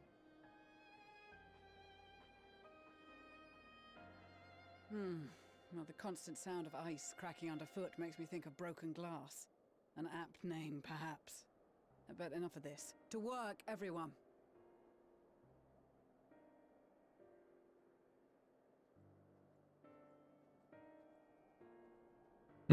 Let's look at the Imperial Palace again. Excuse me while I use this awesome looking aetheryte.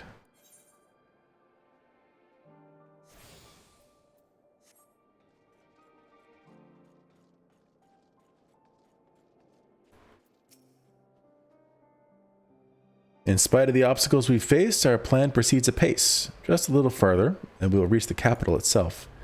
Still, we mustn't get ahead of ourselves. As soon as the camp has been made fit for purpose, we are to discuss a course of action with Lucia. Would you mind asking Y'shtola and Graha to join us in that building to the northeast of the camp? Alazay and I will meet you there.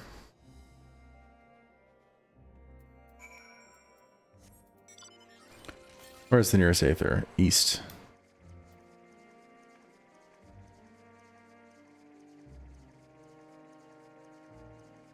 Worry about those later.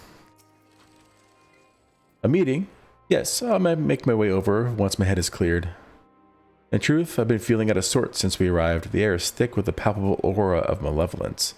'Tis the monstrous tower on the horizon, jagged, hideous, unholy. Even at this distance, its presence is overwhelming. Much like the sensation I felt in the Tower of Zot, only far more terrifying.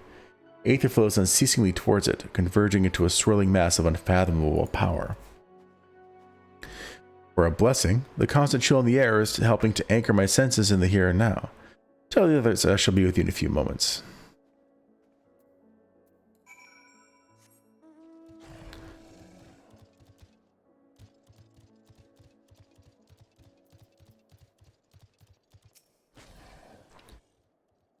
You'll be pleased to know most of the tempered have been quartered inside the nearby buildings and are receiving treatment as we speak. I do, however, feel no small amount of guilt for commandeering civilian homes. The occupants may be long gone, but everything's exactly as they left it. Considering the length of time that has clearly passed since, one would expect to find them ransacked. Strangely, there are no signs of anything having been stolen. It's possible that everyone fled at the first sign of trouble, though it seems to me that they left far too many useful possessions behind. Although there is no conclusive evidence, I strongly suspect they were tempered. Sorry, I was merely thinking aloud. You mentioned a meeting. I'll make my way there. Is there no Chocobos here?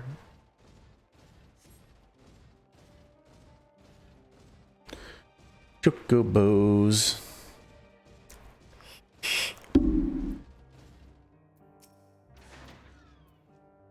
Thank you for informing the others of our meeting. When everyone is here, we will begin.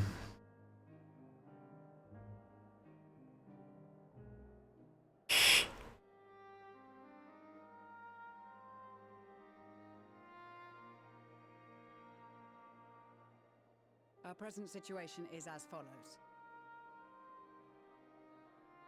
Efforts to aid the people of Garlemald have begun in earnest. Moreover, having entered into the capital, the Imperial Palace is within our reach.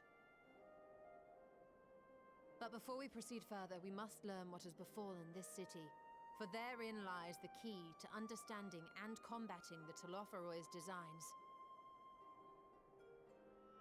I have a suggestion, if I may. Several of the Imperial soldiers we captured on the Magna Glaciers are members of the populace and acquaintances of mine. Once we have cured them of their tempering, they should be able to give a reliable account of the events leading to the capital's downfall. A promising idea. I will assist the healers in their ministrations. Of course, I will require a porksy of my own, assuming you can spare one. Would you like a hand? No, I am sure we will manage. Better that you take my place in the field.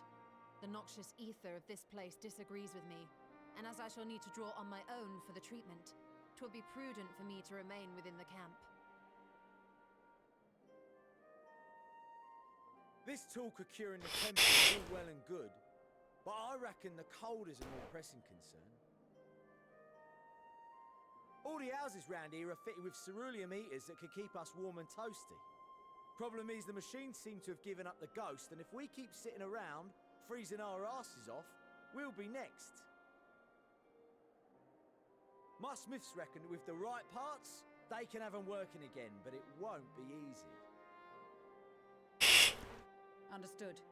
The machinist will assist them in the repairs.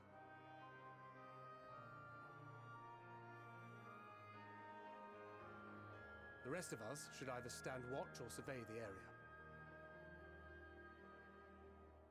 We've made our presence known to the Telophoroi. They will be searching for us, if they have not already ascertained our position. That we have seen no sign of them since the battle suggests they have yet to do so. However, I suspect they may be biding their time. Or perhaps we are beneath their notice. In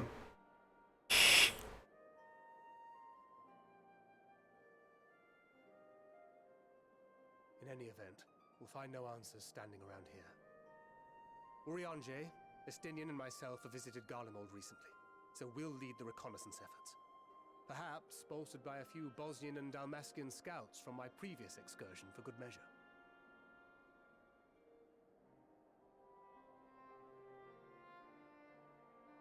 Don't forget about us Alamegans. We have experienced scouts of our own. No, we don't want yours. This is turning out to be a rather sizable team. With such numbers, we should be able to cover a wide area with relative ease, including that surrounding the Imperial Palace. How about you, Graha? I have a feeling we'll find a use or two for that vanishing spell of yours.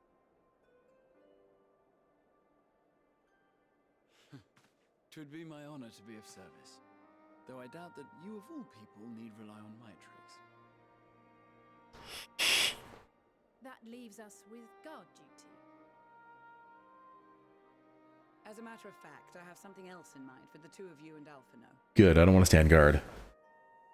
Between here and the center of the capital lies the Eblan Rhine. I would have you search the area for survivors. Your keen sense of direction, honed in your extensive travels, should prove useful in navigating the ice fields.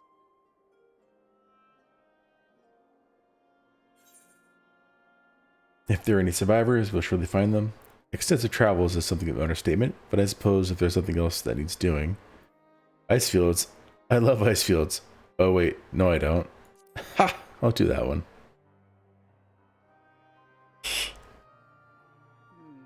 As ever, you do not want for enthusiasm.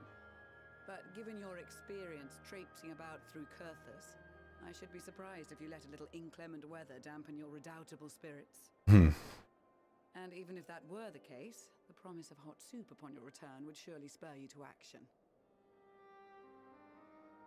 You all have your I was trying to be funny. Make haste.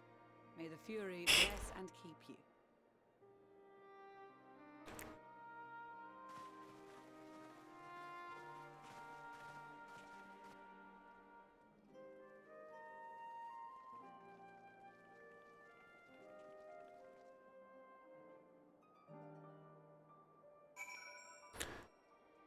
I want to at least get the next quest, or at least get access to it. Let's finish this one up. Gods be good. If it's this cold with Sotaro's clothing, I dread to think how we'd fare without it. I must remember to thank her when next we meet. Well, you both did just get new clothes from your mom, and you're not even wearing them. But I know, necessity and all, but dang. It makes me realize, too, that while the people of Garlemald have spent their whole lives in conditions like these, even they'd be hard-pressed to survive away from the warmth of their homes. Manolane is still cold over there. If there are any survivors, we must find them, and quickly. Oh man, level 85. Nothing new. Alright, well, it is that time. I'm going to go ahead and end it here for the night. Thank you everybody for watching.